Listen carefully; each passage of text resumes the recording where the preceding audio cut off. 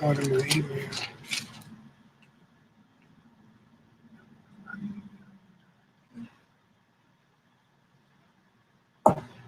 Hallelujah. All right, shalom, shalom, shalom. Y'all come on, pull on in. We had 0 in, but we're going to tarry for our people, man.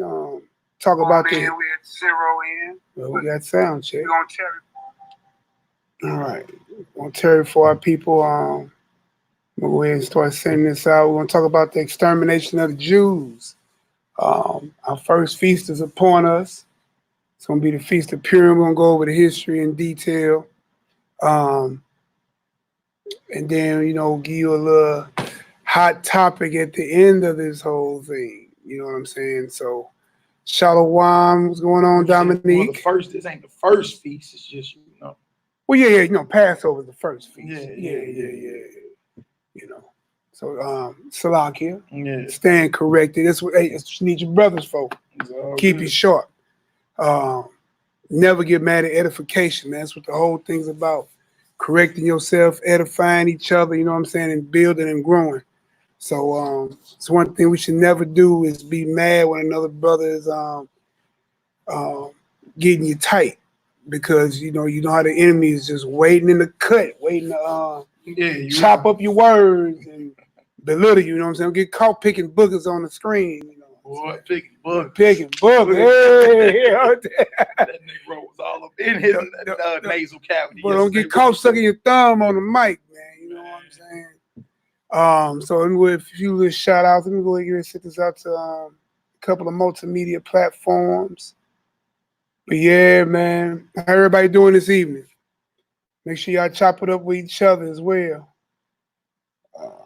Hallelujah, hallelujah. Yeah, we about to go over this history of Purim, extermination of the Jews, honoring humility is observing Purim, starting the first day of the week, coming up Sunday, 5 p.m. early in the morning. We're gonna go on out and do some community work, you know, get our people together that may be esteemed as less fortunate. Gonna get them together and then come on back up here to the headquarters and throw down around 5 p.m. Pretty sure we're gonna go live in too. But we want to go over this history of Purim, Queen Esther or Hadassah, and how the Most High used her. She was very instrumental in our history when it came down to, you know what I'm saying, preserving the Most High's people. It was the Most High behind it the whole time. Her and her cousin. Mordecai was not her uncle. You understand? Mordecai was her cousin.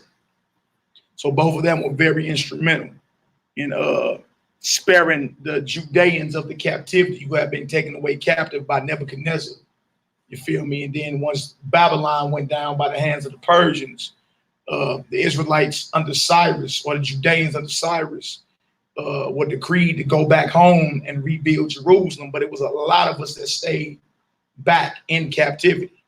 Right. So when you read Esther and you read about Mordecai, and you're reading about the Judeans that decided to stay back in captivity and just live their lives, you know what I'm saying? Live their lives not as heathens, you understand, but as, you know what I'm saying, Torah observing Judeans. But then you had Israelites or Judeans like Nehemiah and Ezra, who actually were commissioned to go back and rebuild Jerusalem. So all of this is around the same time.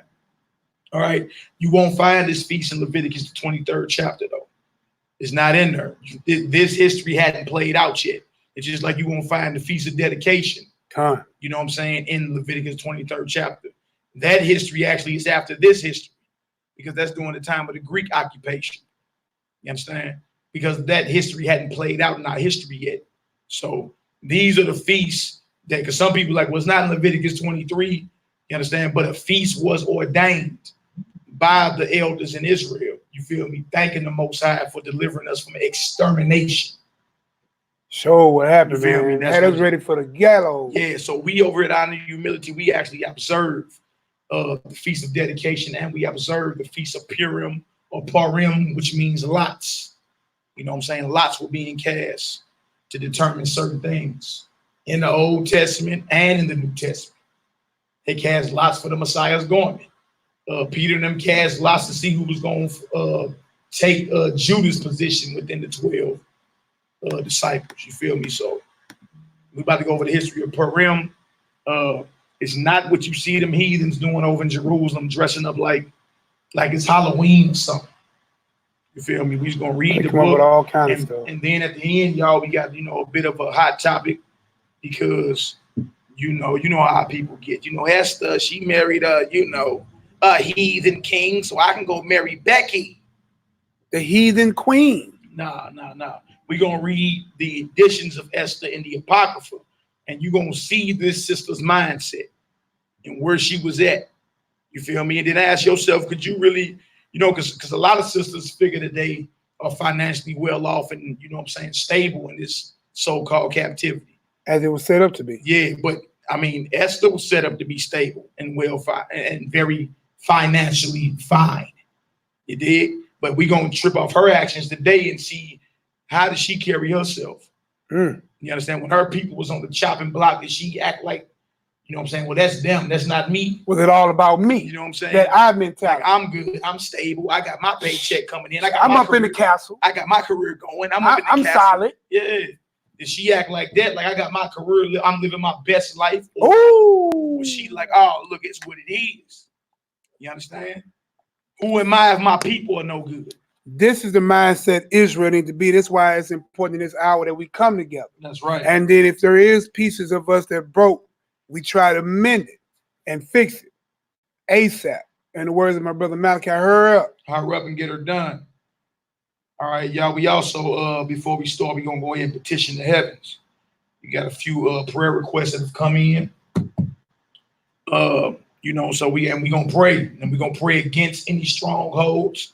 We're going to pray against any strong men or demons that's afflicting, any of our people, whether it be in forms of sickness or unclean spirits. We even going to pray against the strong men or the demons that's afflicting our enemies in the Israelite nation or out.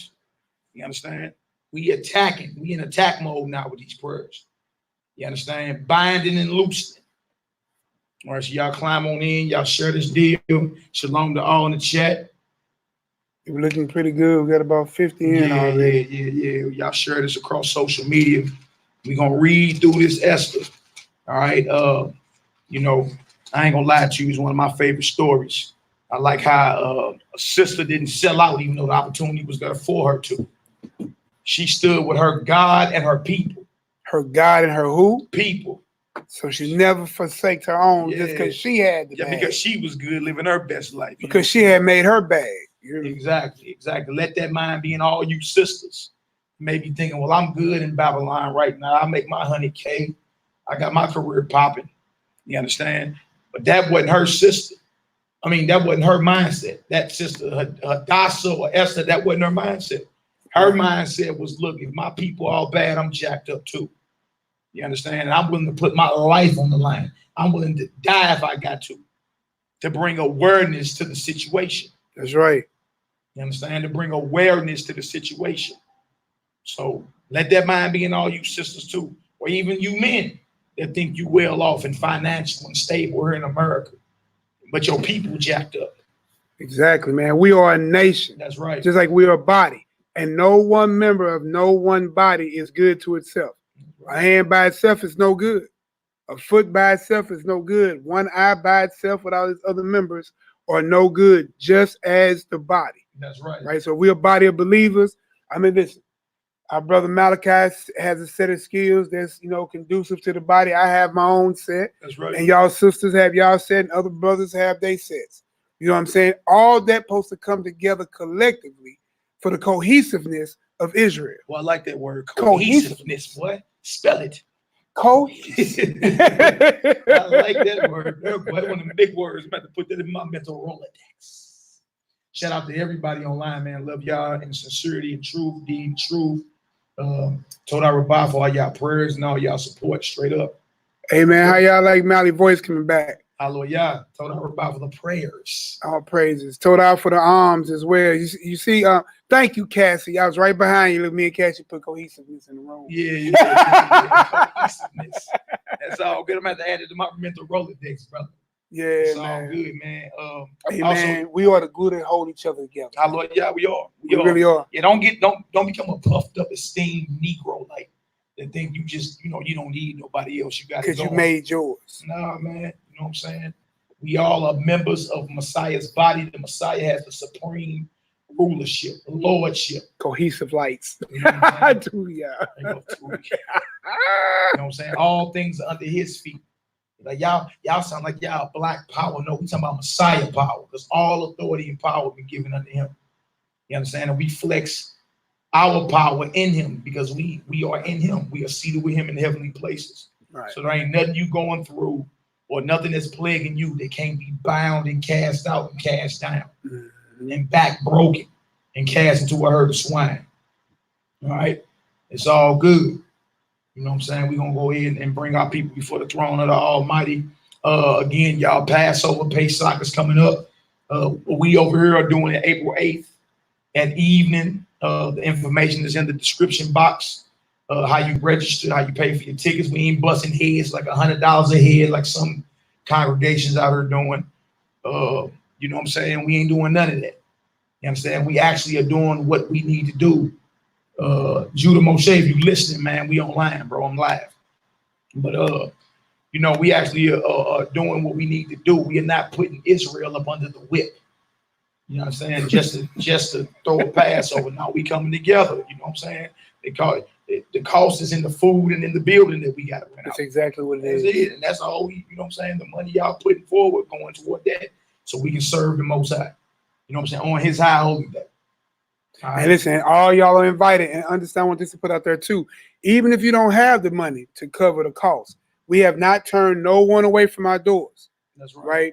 We just ask that you provide a service somewhere else. Help feed, help clean up, help set up. You know what I'm saying? Help look out, help, wait tables if that's the case. You know what I'm saying? None of us laboring for finances. It's all labors of love. That's right. According to the commandments. You know what I'm saying? We all servants. I serve y'all, y'all serve me. And it's an honor to be on the team. So again, no one is turned down. So I want to just put that out there as well. And again, I think 25 or 40, I think 25 was the highest cost. Yeah, 20 for individual and then 40 for a family of 5. Right. So you know that's a $10 person. Any children after that is $5 for additional children. After Right. 5 for the big families. Yeah. You know what I'm saying? Boy, back in the day, boy, there's been a whole bag from Nehemiah. Ooh, so glad them kids grown, baby. We all good. All right. Yeah, man. So we got about 64 y'all in the room. That's good numbers to start. So we should have about 64 to 65 likes already. 64 to 65 shares already. And we're going to go ahead and petition the heavens. No doubt. Also, shout out to all the haters, jawjackers, and naysayers, too. We love our enemies. You understand? And no, we praying against the demons that's controlling y'all actively several times a day on our face. You understand? Your arms too short to box with the Almighty. We pray against the strong man and the demons that are controlling you. We break its back, bind him, and cast him out. You understand? So that's just what it is. So shout out to all the jawjackers, haters, and naysayers. Ain't necessarily wrong with having enemies either, boy. No, Christ had enemies, so you know you're going to have. Keep you on your toes. And he say jump for joy when people, you know what I'm saying, cast out your name as evil for doing what's righteous. And you know, you would post that in the room. And about this, you know that's Luke 20, that's Luke 6, 22, 23. And you know it's acts of righteousness if you ask something about what sin has been committed. And it's crickets. Well, you casting me away from you because of envy, jealousy, hypocrisy, and everything else. Not for me sinning against you. No, listen, okay. To this day, them questions still get asked. That's right. And we still get no answer. What sin was committed? They didn't mention a sin. Really? So what justifies the hatred? Ooh. Man, you know what? Now that you say so, yeah. I know. Shalom, shalom, Anita Williams. Shalom, BB, Jeremiah. Mina J. What up, Mina J? Mina J. What it do? Your pistol, man. Tuvia, Labanaya, Hebrew, Marcus Yisrael, Cassiah. Welcome. Come on, man. Let's go ahead and petition the heavens, y'all. We about to face Jerusalem. Where you at, YAH'KI? Pull up. You local. Yeah, you local. Pull up. Boy, over there and slip them over. Take your moccasins off. Pull on up. You be having to constantly stay on YAH'KI, boy. Trying to tell you. All right. So yeah, y'all, we got a few families and a few people we need to bring before the mercy seat of the Almighty. You know what I'm saying? My sister Lex, the wife of my beloved brother Mordecai, has went into labor. Went to labor kind of early, but Active labor. You know what I'm saying? But hey, ain't nothing too hard for the Almighty. All right, so we're gonna pray for provision. You understand? A healthy baby, a healthy delivery. You understand? Also, the in-laws of my Aunt Shimshon, 12 tribe athlete, going through some things. The devil attacking their marriage, so we're gonna, you know what I'm saying, bring them before the mercy seat. Pete just said he having problems too, and also the household of my YAH'KI. You understand? So, you know, and also we're gonna pray against the coronavirus. Y'all know how we get down. It just is what it is. So y'all face Jerusalem. Let's go ahead and you know, offer up some prayers before the mercy seat of the Almighty. Y'all again step the prayer game up. When you're not praying, you're actually telling the Most High, I don't need to be in communion with you. Nothing to talk about. How is that? How you ain't got nothing to talk to him about? But the Messiah prayed all nights for thou. Oh, thou lights. Makes no sense. Old man gotta grab a chair to get down. Oh. All right, y'all, face Jerusalem. Down here we get on our knees. You understand? Bow before the Almighty and let's get her done. All right, Heavenly Father, Yod, Hey, YAH'KI, the great I am that I am, Yahweh, El Elyon, we bring before your throne our sister, your daughter Lex, the wife of our brother Mordecai. We bring before your throne my Aunt Pete in his situation. You know his situation. We bring before your throne the in-laws of our Aunt Shimshon, 12 tribe athlete. And we bring before your throne our YAH'KI and his household. And we bring before your throne all the sick in Israel. Heavenly Father, in the name of your only begotten Son, and by his mighty and precious blood, loosen your ministering angels of healing. Command them to rain down a healing that is complete, a healing that is understood right now in the name of Yahushua Mashiach. Use us as your battle axe and your weapons of war to come against attack, break the back, and bind whatever strong man there is over our sister Lex in the house of Mordecai. Use us as your battle axe and your weapons of war to come against an attack, break the back, and bind the strong man of whatever the strong man is or whoever he is that's afflicting the house of PP, the house of Mordecai. We cast him down and cast him out to a herd of swine right now in the name of Yahushua Mashiach. And through his mighty and precious blood, we pray, Yahweh, El Elyon, use us as your battle axe and your weapons of war to come against an attack, break the back, and bind the strong man of division that's plaguing the in-laws of Shimshon, 12 tribe Israel, 12 tribe athlete. We bind them and we cast them down and cast them out to a herd of swine right now. Right now, in the name of Yahushua Mashiach, and through his mighty and precious blood, we pray, Yahweh, El Elyon, use us as your battle axe and your weapons of war to come against an attack, to break the back and bind the strong man of whoever the strong man is attempting to afflict the house of my YAH'KI and our YAH'KI. We command to cast him down and cast him out to a herd of swine right now. Right now, in the name of Yahushua Mashiach, and by his mighty and precious blood, we pray, Yahweh, El Elyon, Yahweh, Rophe, Gaba, Rofanu, we bring before your throne all the sick in Israel. Use us as your battle axe and your weapons of war to come against attack, break the back, and bind the strong man of sickness, bind the strong man of burning, inflammation, and fever, bind the strong man of the flu, bind and break the back of the coronavirus and cast him down and cast him out to a herd of swine right now, in the name of Yahushua Mashiach. And through his mighty and precious blood, we pray, Yahweh, El Elyon, use us as your battle axe and your weapons of war to come against an attack, to break the back and bind the strong man, whoever he is attempting to afflict my Aunt Nehemiah at this very hour, him and his very household. We render him powerless. We cast him down and cast him out to a herd of swine right now.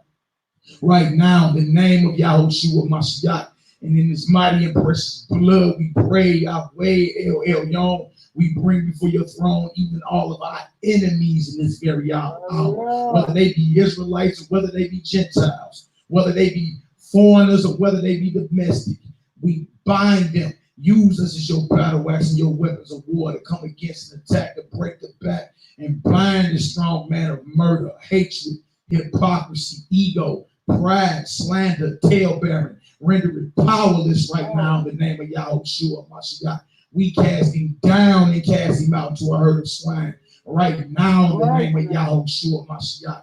And through his mighty and precious blood, we pray, Yahweh, loosen your ministering angels of provision. Yahweh, Yahweh El Elyon, loosen your ministering angels of provision. Command them to rain down the blessings of Abraham upon this assembly and all that is connected right now. In the name of Yahushua Mashiach, rain down the blessings of Abraham, your friend, right now, and command the blessings to abound more and more. Command the blessings of Deuteronomy 28 to chase us down, to follow us wherever we go. May it be evident in the midst of our enemies. In the name of Yahushua Mashiach, and through his mighty and precious blood, we pray, Yahweh El Elyon, Yahweh Zebaoth, loosen your most militant, elite, angelic warriors to come against, confound, put down any and all opposition that is against our people in this very hour, whether it be unclean spirit or disease, seen or unseen, visible or invisible, tangible or intangible, physical or spiritual, and render a judgment in our favor right now. Right now. In the name of Yahushua Mashiach, and by his mighty and precious blood, we pray. Your word says, whatever we ask for, we shall receive. Knock and it shall be open. No demon, no disease can even conquer us, because we attack Satan and his kingdom from our position in Hamashiach Yahushua, who has the preeminence, who has the lordship, who has the supremacy. This ain't black power, it's Yahushua power. In this very hour, we here to step on Satan's neck. We here to break his back. We here to serve him and his demons notice.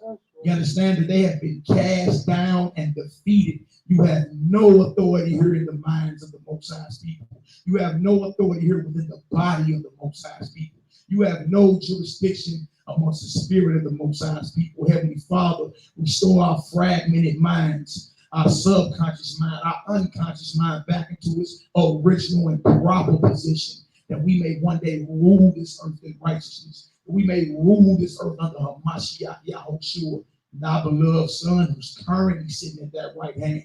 Use us as your battle axe and weapons of war to raise the dead, cast out devils, cleanse lepers, and heal every manner of sickness. Use us as your battle axe and your weapons of war to give sight to the blind, hearing to the deaf, speech to the dumb, and strength to the lame. Use us as your battle axe and your weapons of war to cast down and stomp out serpents, scorpions, principalities, Leviathan, and every ruler of darkness. Use us as your battle axe and your weapons of war, that in our very presence and shadow the devils cry out and flee, and your people are delivered right now.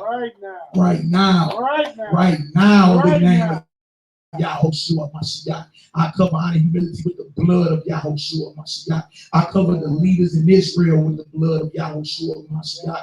I come against every spirit of pride and ego that is even plaguing the Israelite leaders in this very hour. We bind them, we break their back, and we cast them down into a herd of swine right now. You have no authority over this nation. You have no authority over those who are in Hamashiach Yahushua. I plead the blood of Yahushua Mashiach against every unclean spirit. I plead the blood of Yahushua Mashiach against every so-called disease. I bind you, break your back, and render you powerless and cast you out right now in the name of Yahushua Mashiach. Cover all of us, Heavenly Father, with the blood of Yahushua Mashiach, those that are local and those that are online. In the name of Yahushua Mashiach, and by his mighty and precious blood, we pray render judgment in our favor, and we're going to give you all the glory. And we thank you right now for the victory. Right now for the victory. Right now for the victory. In the name of Yahushua Mashiach, Torah Rabbah, for your sacrifice, the ultimate act of love. Hallelujah. Hallelujah. Amen. Let's get it. Let's get it. Let's get it. Yahoo. Yahoo. Go ahead and bust these guns, baby. Don't be scared to shoot, huh? Yeah, let's bust these guns, man. Yeah. Yeah. Pray till you feel it. All right. Hallelujah. Hallelujah. Hallelujah. Boy, be those prayers, boy. Yeah. Woo. Yeah, that's needed. Man. Understand? Bang hard, baby. Well, some people came in while we was praying, brother. Yeah. We'll up a couple. Yeah, bang hard, baby. That's what we supposed to do. Yahoo. Attack the strong man. Break his back. Render him powerless. Take away from him everything he tried to take from you. Yeah. It was yours. Promised to you by the Heavenly Father. So, all right, y'all, what we're going to do is we're going to go ahead and jump on to it. This ain't too long. And we're going to hit the definitely most important parts. And then at the end, there's going to always be something, if Nehemiah prayer is going to be a hot topic ending. That's right. For the GBI. Esther. Stick around. That's right. That's right. Stick around. All right, if we can be heard properly, y'all go ahead and throw a Yahoo up in the chat. All right. Shout out to Marcus. Who say chills. Hallelujah. Dee, Rodney. That's what we supposed to be doing. Y'all praying. Like get militant and radical in your prayers. Stop praying like you a heathen. You're not heathens. All right. You're not Ned Flanders. What is it you want? Ask the Most High and attack Satan in full faith. That's right. To y'all say your whole body lit up. Hallelujah. Hallelujah. Hallelujah. Hey, look. Say chills. Hallelujah. Hallelujah. That's how we boast. We got motion. We got motion, baby. All right. And Torah Rabbah for all y'all arms, man. They greatly appreciate it. They are used, man, for the ministry and for the going forth of this word so that we could be here with y'all a few times during the week, on the weekends, so that we all can eat. A lot of people come in town. We try to make sure they all got places to, they ain't got to pay for food if we can help it. That's right. Places to sleep, that's right, bathe, clean up, wash clothes, all that, man. So we really, really try to be the examples that we supposed to be because our God called us to be. That's right. He gave it to us to give away. And that's the only way you're going to ever know true love until you give it away. Like how Christ gave his life for us. That was the true act of love. That's why he said, no greater love than he that laid out his life for a friend. Hallelujah. Shout out to Judah Moshe. Judah Moshe just hit me up and say, brother, I just did a casting out and a healing of a sister. Thank you so much for being a good brother in my life, brother. Hallelujah. Hallelujah. To show brothers how to get down spiritually, brother. Hallelujah. Hey, look, it ain't my knowledge, it's the Most High's knowledge. Our job is to show our brothers and sisters how to wage war. Judah Amp, look at him, okay? Just hallelujah, brother. And bust your guns. That's what we supposed to be doing out here. Bust them guns, spiritually speaking. You know what I'm saying? Now we doing the commandments, you know what I'm saying, that Messiah commanded us to do. So all praise, glory, and honor. Also, y'all, we coming up on a year down here at the headquarters. Be a year next month, brother. Next month, be a year in a few weeks. Huh? Boy, not bad for some hobo Hebrews. Not bad for some hobo Hebrews, bro. We ain't. Matter of fact, we just procured and made sure the rent was straight for the whole month of March. So look, again, these are the things that your arms goes toward. And listen, right. and listen, we put in too. That's right. So it's not just the all give and no take, man. Listen, we try our best to be that people that the scriptures call us out to be. And that's what it is, you dig? And a lot of people's praying against us. Let's see if y'all last 30 days. We'll be coming up on a year. So hallelujah, all glory to the Most High. All right, so look, let's get her done. All right, y'all. So I'm going to go ahead and get ready to share this screen. We had our Yahoo, so we know we good. Yeah. Hit the share screen. Tap on this deal. Hit share. All right, y'all. Let's go ahead and feast on this word, a little taste. So again, we're talking about the extermination of the Jews. All right, you see it going across the bottom. And we're talking about our sister, one of our ancestors, her cousin Mordecai and her, and how they stood in the void for Israel as a whole. That's right. They didn't take what good fortune they had or could have had and ran with it and said, well, I got mine, you got to get yours. You know what I'm saying? This is doing the same time, like our brother, you know, has spoke well about, is doing the same time of dealing with. It's Mordecai and Esther. You also dealing with Ezra and Nehemiah. So again, they went back to rebuild, but they stayed, right? So you can't do certain things because of my captivity. That's right. These things were done in and after the captivity and the rebuilding. Today you would call that slavery, post-slavery, and reformation. During this dispensation. Okay, yeah. You see what I'm saying? See, it's the same. That's how you know you are these people. You see what I'm saying? So we're gonna jump right on in. We're gonna go right on in. Start off at Esther chapter 1. Yeah, we're gonna jump around a little taste. You know what I'm saying? So we're gonna go to Esther chapter 1. We're gonna read 1 through 5, and then we're gonna jump down to verse 10. All right. Let us know when y'all there. Okay, Nehemiah, you got it up on the screen. Yes, sir. All right, let's get her done. All right, this first part is called King Ahasuerus' Royal Feast. Now it came to pass in the days of Ahasuerus. This is Ahasuerus, which reigned from India even unto Ethiopia. So understand that's going from the Middle East. I mean, my fault, even further, right? Yeah, what you call the Middle East or Asia. India is on the Asian continent. In Asia, what you call the Asian continent. All the way to Ethiopia. So you're going all the way back into Africa. So you covering this large land, man. If you picture the African thing, the picture, and that's gonna probably look backwards from the way I'm saying. You can picture Africa, go east of Africa, carry that area and come all the way back into Africa. And that's how much area we covering. Yeah, I mean, if you want, later on, you probably can pull a map up, you know what I'm saying, and show just Ahasuerus, you know what I'm saying? Just go to the extra tab or whatever. You know what I'm saying? Google, you know what I'm saying? King Ahasuerus lands in the book of Esther, and then go to images. All right, and what you're gonna see is from India all the way over to what you would call Northeast Africa. All right, 127 provinces. Newsflash, y'all. These are melanated countries. Melanated countries, remember that. All right. So I did just type in the word map, go to images. This one right there. Right there, boy. All right. Probably should just blew that up, made it large. Yeah, because you went to the whatchamacallit, but you can still blow it up. Yeah, we can.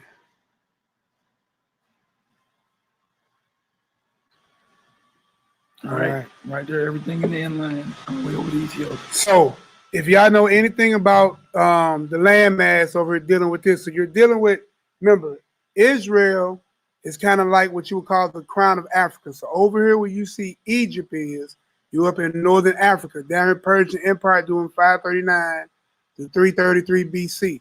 So you got the Red Sea. This is the sea we crossed, right? You got over here where Israel and all of them would be. Then now you're going over toward Asia and what you would call the Middle East, right? Over across what you call the Indian Ocean or the Arabian Sea. So this is a large, almost the same landmass size, not quite, that you had for Abraham's covenant. Exactly. It's for Abraham's covenant River to the Euphrates. River, yeah.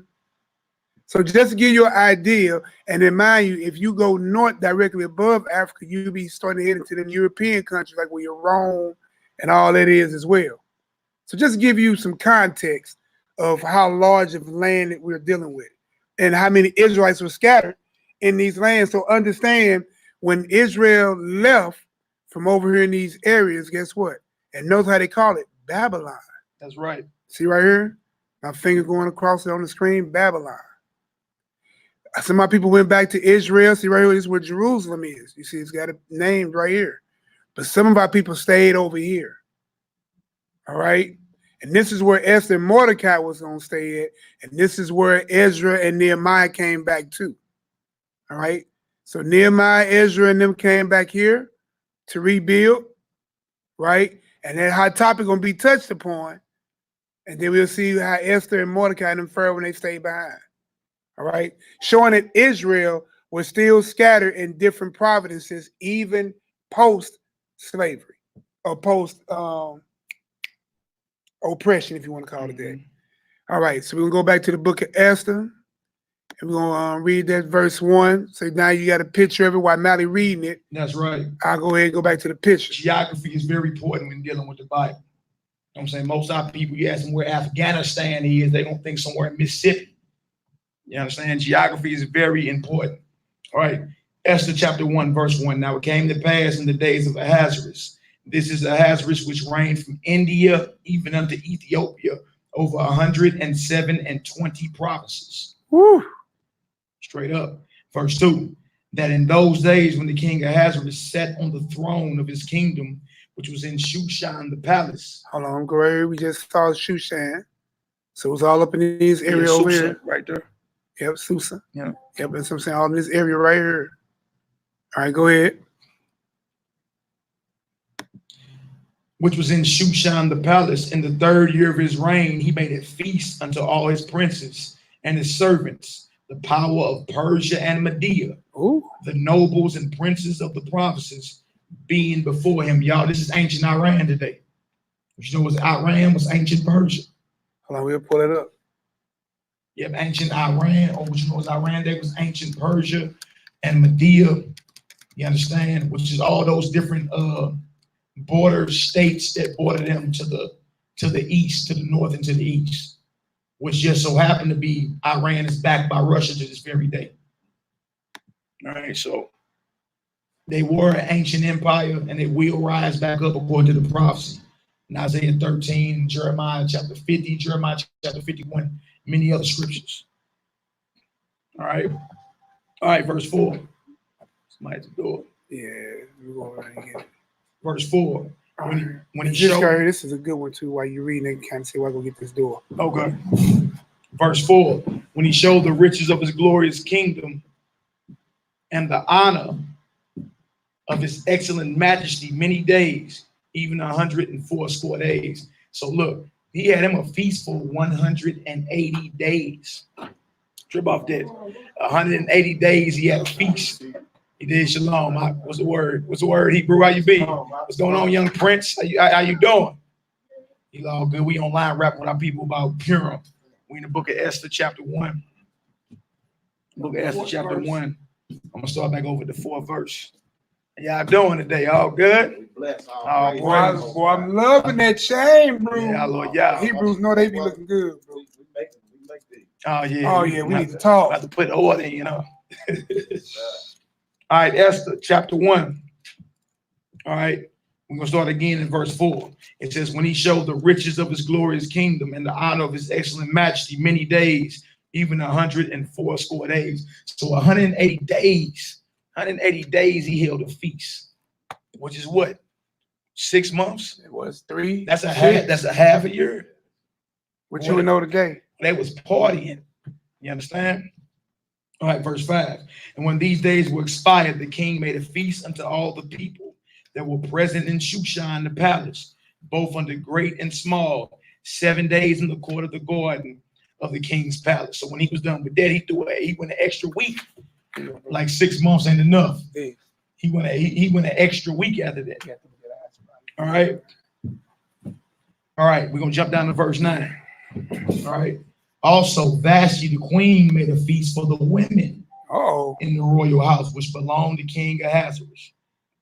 All right, so he throw a feast for 6 months, and then he throw a feast for a week for the rest of the people that is in his province.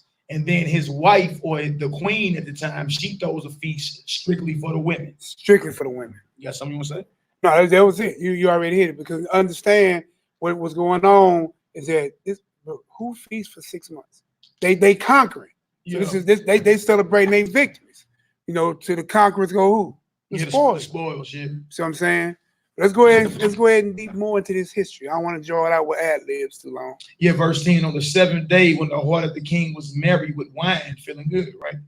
He commanded Mahuman, Biztha, Horbona, Bigtha, Abagtha, Zithor, and Carcass, the 7 chamberlains that served in the presence of Ahasuerus the king, to bring Vashti the queen before the king with the crown royal. With the what? The purple bag. Most y'all drinkers of that Crown Royal, that boy. The Crown Royals. It's nothing new under the sun. Oh man, with the Crown Royal. Basically, we're telling her to show up in her royal apparel. Her royal apparel, should I say, with the crown royal to show the people and the princess her beauty, for she was fair to look upon, or look on, very fair, very fine, you would say today, right? Look at that crown royal. And that's why our people are always told never to lust upon a woman or dealing with her for her beauty. You know what I'm saying? Because it takes us down a dark path. To throw you off. You know what a man do for the beauty of a woman? So he feeling good while the feast going on. He said, "Well, my fine wife at? Tell her to go ahead and put on her crown royal. Tell her to go ahead." Matter of fact, he wanted to show his wife off. He wanted to show how fine the queen was. You know what I'm saying, to everybody that's there. You know, just basically, trying to get him one off. You know how they go. All right, verse 12. But the queen Vashti refused to come at the king's commandment by his chamberlains. Therefore was the king very wroth, and his anger burned in him. I see that. He commanded his woman or his wife, the queen, to come, and she didn't come. You feel me? Now, and this was done publicly as well. Yeah, in front of everybody. This is the ancient world, right? It ain't like the dragons of Babylon today. Man tell you to do something, you like, yeah, whatever. I'm gonna do what I want to do. This is the ancient world. There's consequences and repercussions for not listening. You understand? And y'all, the Bible was written in the ancient vibration. It wasn't written under this demonocracy you call America, and you can just do what you want to do and live your best life, and basketball housewives and housewives, all that's of the devil. Yeah, all that's of the devil. You sisters that's listening online, you don't want that Vashti spirit up in you. You understand? Your power comes with your submission to your husband. Same way as the men of Israel, our power comes from our submission to our husband, who is who? That's right, Christ. Messiah.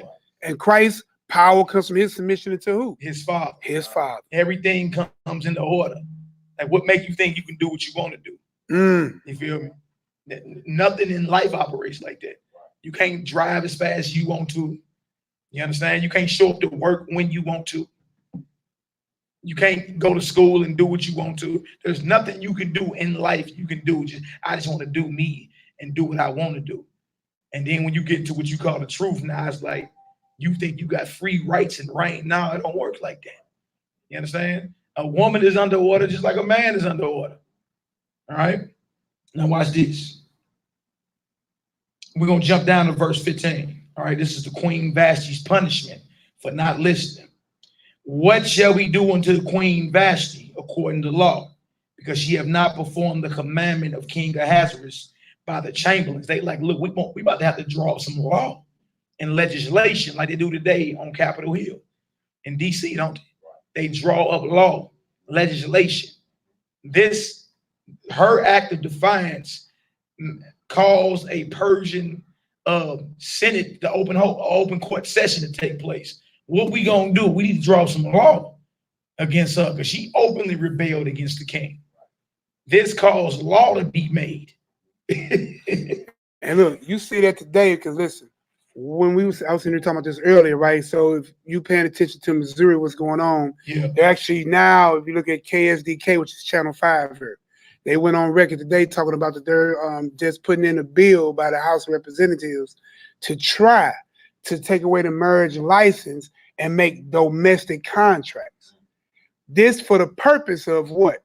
Trying to get rid of the government out of your marriage. I totally agree with that. Yeah. You see what I'm saying? But the whole thing is when they don't want you to do something or something that's not liked. What was the purpose of the marriage license anyway? Do your study, you'll find what? To make sure that the Negro is not marrying the white person. You see what I'm saying? For 1863, no marriage license. Then you notice true because all the way up to you got to Lovings versus Virginia, 1967 Supreme Court. Check that out. Lovings versus Virginia. That was a Supreme Court case where the interracial, the white man and the black woman who got married out of their state, in a state that it was legal or wasn't looked bad upon, going up north, and then they came back south and got arrested and locked up for being married and being interracial. That case went all the way to the Supreme Court. It's called Loving versus Virginia, right? Because they was fighting Virginia. Loving versus Virginia, 1967. Wow. So when things go wrong and the system don't like you, then law is put together. You see what I'm saying? So understand that's what that was about. And that's what you're seeing right here. Peace. Okay, verse 16. And Memucan answered before the king and the princes, Vashti the queen have not done wrong to the king only, but also to all the princes and to all the people that are in all the provinces of King Ahasuerus. So what you seeing is being set up is what's going to next come to happen to the children of Israel. Watch this strategy. Watch this mindset. Not only did you offend the king, you offend the princesses. Why? Because the princesses learn from the king and what the order should be. If the order is broken by the king, like here with your son, right? If your son sees something go off against you, don't that hurt him? Because he thinks that can happen to him. And if you don't want that to happen to him, because listen, once the king breaks down, everything under the king breaks down. Yeah. You see what I'm saying? So what has to be done with that? You got to stomp that out publicly, like it was done publicly to you. It was done publicly. Her defiance caused laws to be drawn up and put on the books permanently in their kingdom. All right, now watch this. Not only do the princes, it say, and to all the people that are in all the provinces of the king Ahasuerus. He had 127 provinces. They're like, look, if this get out, every woman on the face of the earth gonna rebel against their husband. You feel me? That's true. You in a position of leadership, you're ruling, you a king, you call your queen, and she don't come in front of everybody. In front of everybody. Mind That's you, gonna trickle down, man, and remind you she's throwing a feast only for women. So when the decree come forth and all the women see that she openly rebels against her husband, what you think they gonna do? They gonna follow suit. teach your daughters, man. That's why wise women have to teach the elder women teach the younger women. This is not acceptable behavior, even in this time. Because you can go in the book of Isaiah chapter 3 and read that woe to my people that caused thee the error. You see what I'm saying? The children run over them, the women are the head of households. You see what I'm saying? This is an error even in Israel. That's right. Verse 17, for this deed of the queen shall come abroad unto all women. Ooh. Not some, but all, so that they shall despise their husbands in their eyes when it shall be reported the king Ahasuerus commanded Vashti the queen to be brought in before him, but she came not. That's how serious that thing was. Likewise shall the ladies of Persia and Media say this day unto all the king's princes, which have heard of the deed of the queen. Thus shall there arise too much contempt and wrath. If it please the king, let there go a royal commandment from him, and let it be written among the laws of the Persians and the Medes, that it be not altered. This is permanent law. So listen, there's no amendment clause that can be added to this. Yeah. This is absolute law. No amendments. Boy, no amendments. No second amendments. No.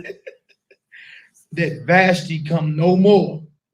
That Vashti come no more before King Ahasuerus, and let the king give her royal estate unto another that is better than she. See, now she gets stripped of everything. Look, everything. All her fancy amenities. Her crown her royal. social status. Her estates, her living quarters. All her gold, her silver. Her garments. Everything. Man, that's a major. Something to nothing. All she had to do was obey. And listen, that's actually the Negro mindset today. Let a man be where he in his proper place in order, and then the woman don't act right. What he doing? Snatching everything from him.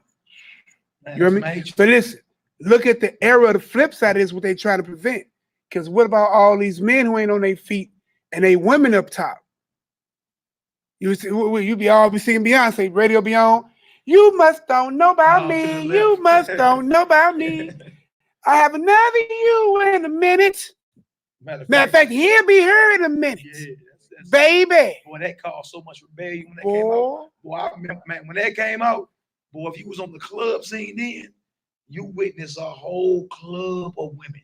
Boy, from the ugly but ugliest to the I'm talking about direct. I'm talking about every Negro in there had the mumble mouth.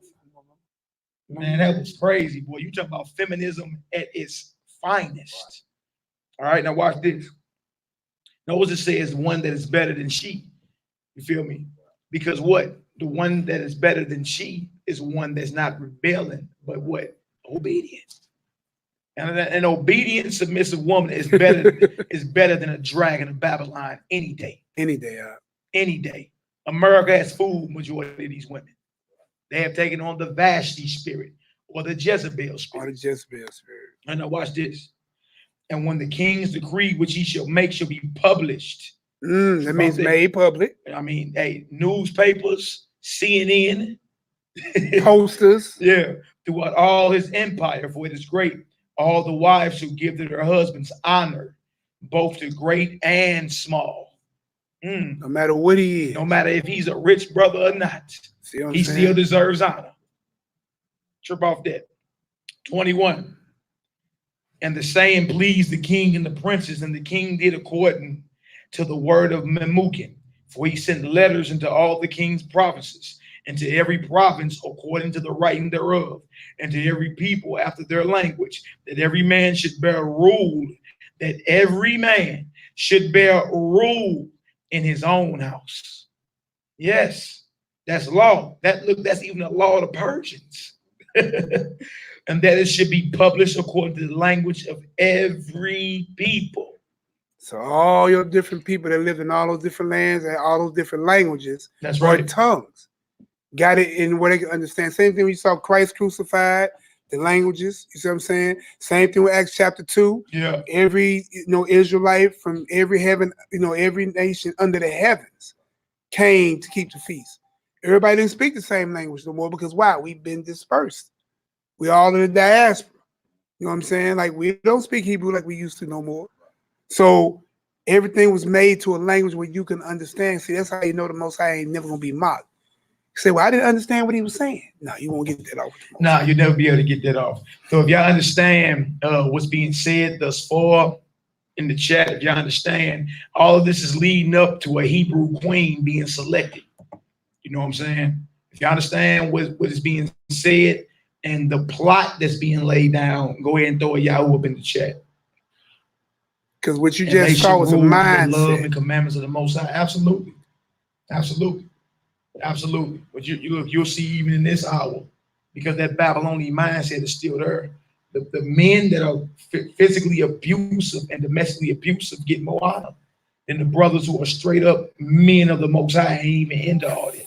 Facts. You understand? That's actually ruling in love, and you know what I'm saying? There to teach you and guide you and to protect you.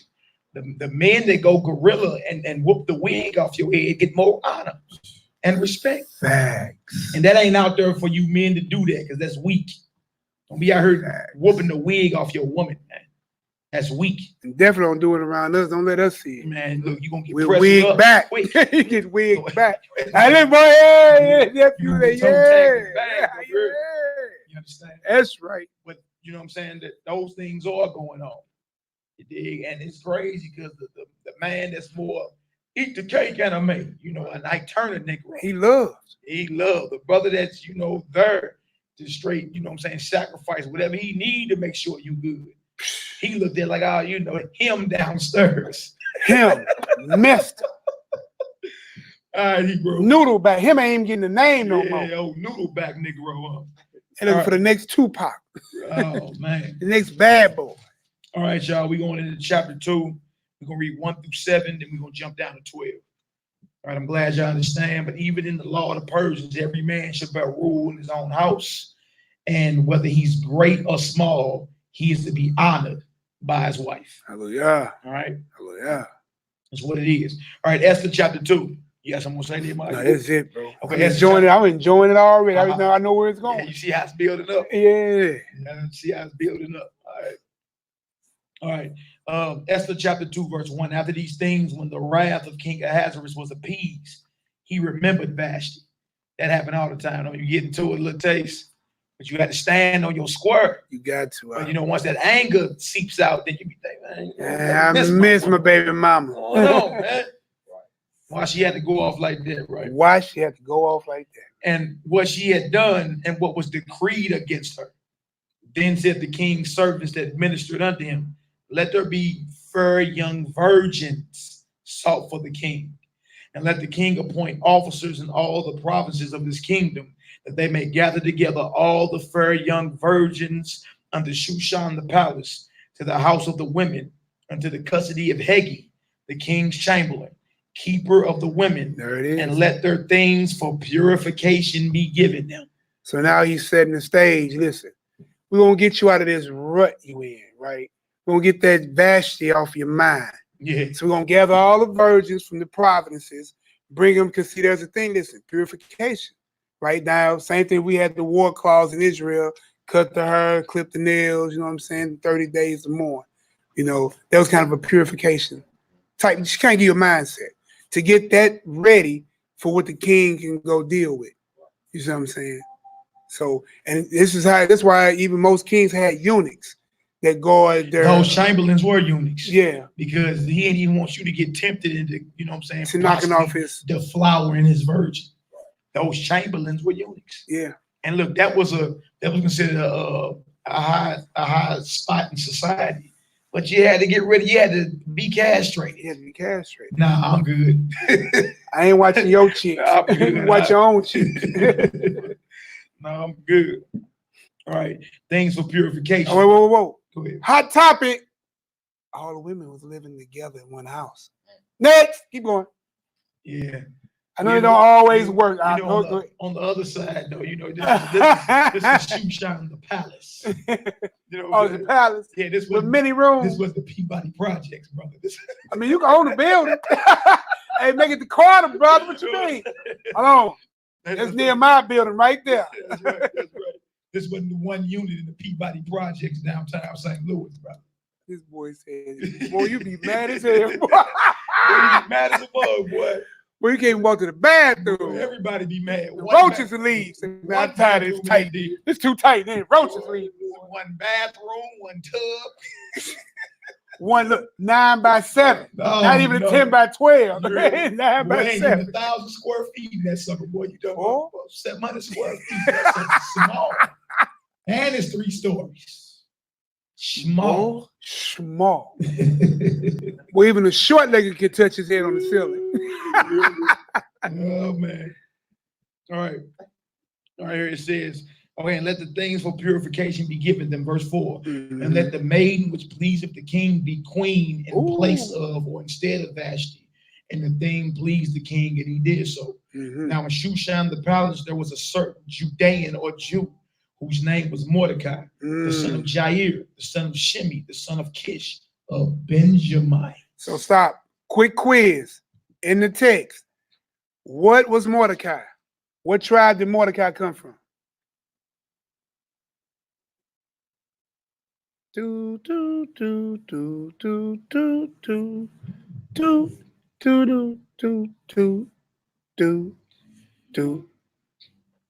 All right.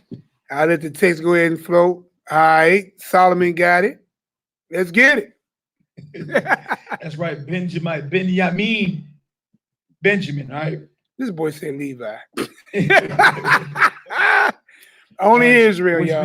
Which mean when you figure out the relationship between Mordecai and Esther, then that means you can figure out her tribe too.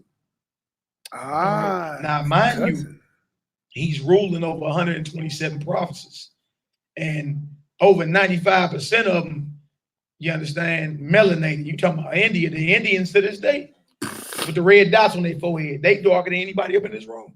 Yeah, all the way over to Ethiopia, which is still in Africa to this day. All right, so it shouldn't be that hard to figure out what color the Judeans or the Jews are. You understand? Or them being specifically from the tribe of Benjamin. You know what I'm saying? Ned Flanders would have stood out in all these 127 provinces. Easily.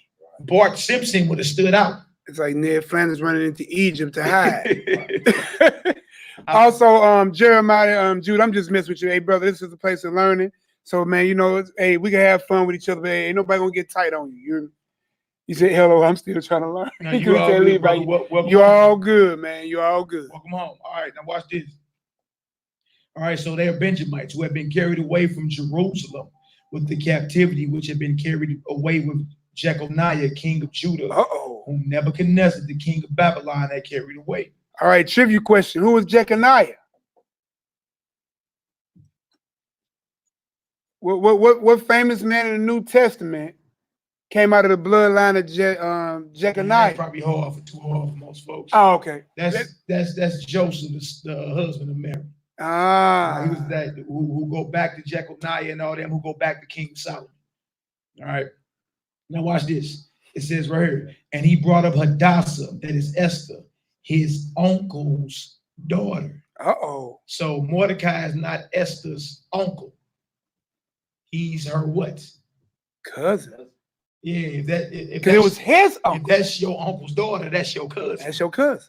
So a lot of people be thinking that Mordecai was Esther's uncle. No, that was her big cousin.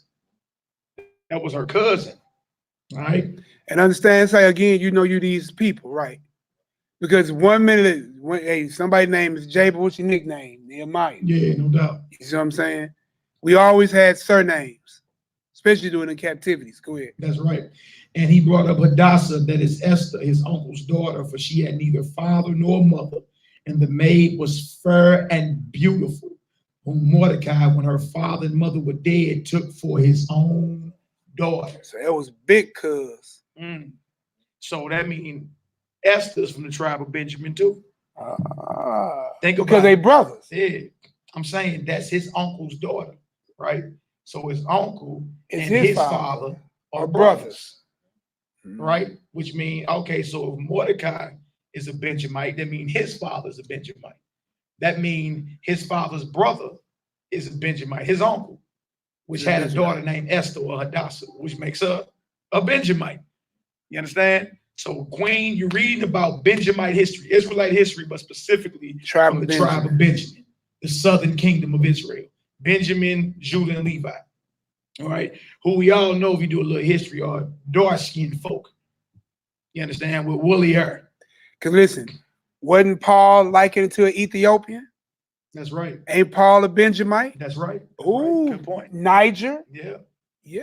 Good point. So we read about Black history still. Boy, this Black history. Boy, this March. Boy. Still reading about Black history. Boy, Black history. Man. Black and black and black. That's right. All right, y'all, we're going to jump down to verse 12 for time's sake, right? Verse 12. Esther chosen as king. Queen, excuse me. Esther chosen as queen. Now, when every maid turn was come to go into King Ahasuerus, after she had been 12 months, according to the manner of the women, for so were the days of their purification accomplished, to wit, or that is 6 months with oil of myrrh, and 6 months with sweet odors, and with other things for the purifying of the women. So if a heathen can wait 12 months to take a wife, come on, man. What you Negroes mad about when you hear Out of Humility say you should court your woman for 12 months? You be courting her for 6 to 12 months, man. You know that's all we saying. Now listen, a man gonna do what a man want to do in his house. None of us have jurisdiction there. That's right. We just saying, according to scripture, it makes sense, right? Because don't let a heathen get better praise in than you get. Don't let a rock steal your praise. Don't let an Ishmaelite go and pray more to Mecca and to Allah than you do to the Most High God. And you got the God of all gods. That's right. You got the power of all powers at your beck and call. How much harder you should be going? And trip out how they were pampered. 6 months and just bathing in the oil of myrrh. That ain't cheap, bro. I'm saying no, it ain't cheap. That ain't cheap, bro. Boy, this small vial was full of frankincense right here. You talking about bathing in myrrh. Tub full, you know what I'm saying? Yeah. For 6 months straight. Listen, we ain't have a woman count. That's a lot of women. Yeah, and then another 6 months with sweet odors. How many of y'all women like getting pampered like that before you got Bath and Body Works back then? You feel me? Before you got chose and taken as a wife. That's part of the courtship. You gotta get soaked in sweet oils and myrrh for a whole year.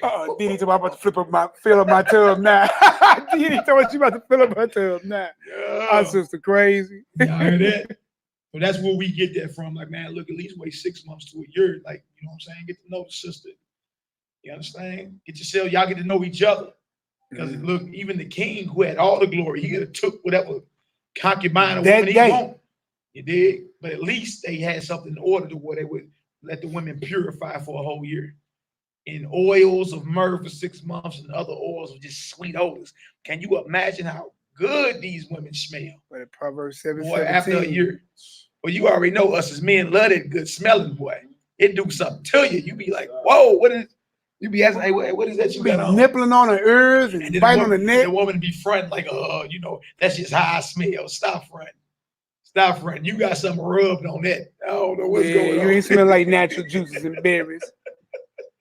That little oil of a leg. Oh, man. All right, come on, Hebrew. We in verse 13. Then thus came every maiden unto the king, whatsoever she desired was given her to give with her out of the house of the women into the king's house. We're going to jump down to 15. Now, when the turn of Esther, the daughter of Abihail, the uncle of Mordecai, who had taken her for his daughter, was come to go in unto the king, she required nothing but what Haggai, the king's chamberlain, the keeper of the woman, appointed.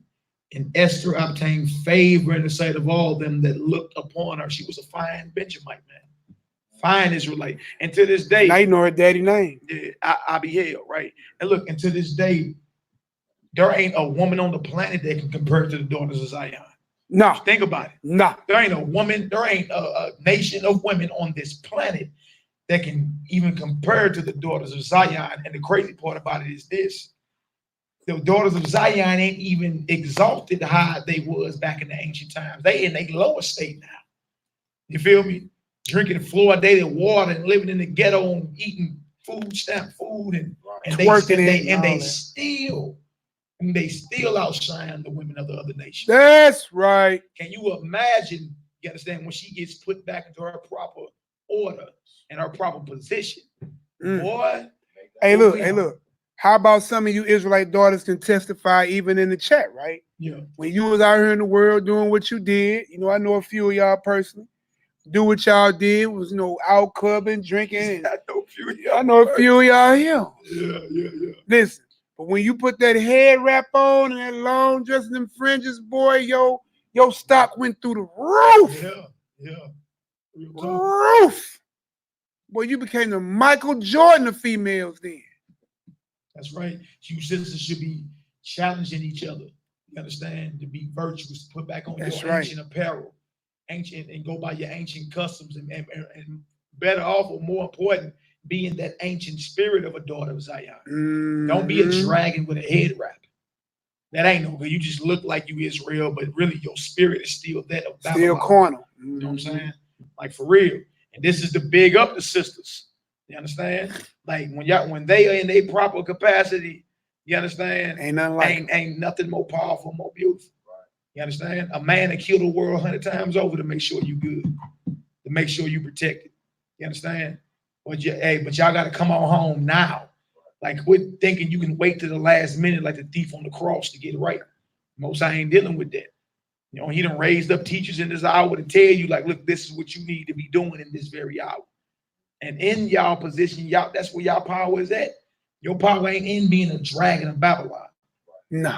You understand? Because the men that's stepping up in this hour ain't gonna deal with it. I'm not dealing with no dragon of Babylon. You ain't trying to be around by. Cause listen, you gonna get your carnal dragon. Yeah. You know what I'm saying? You can get that any day, all day. And listen, let's continue.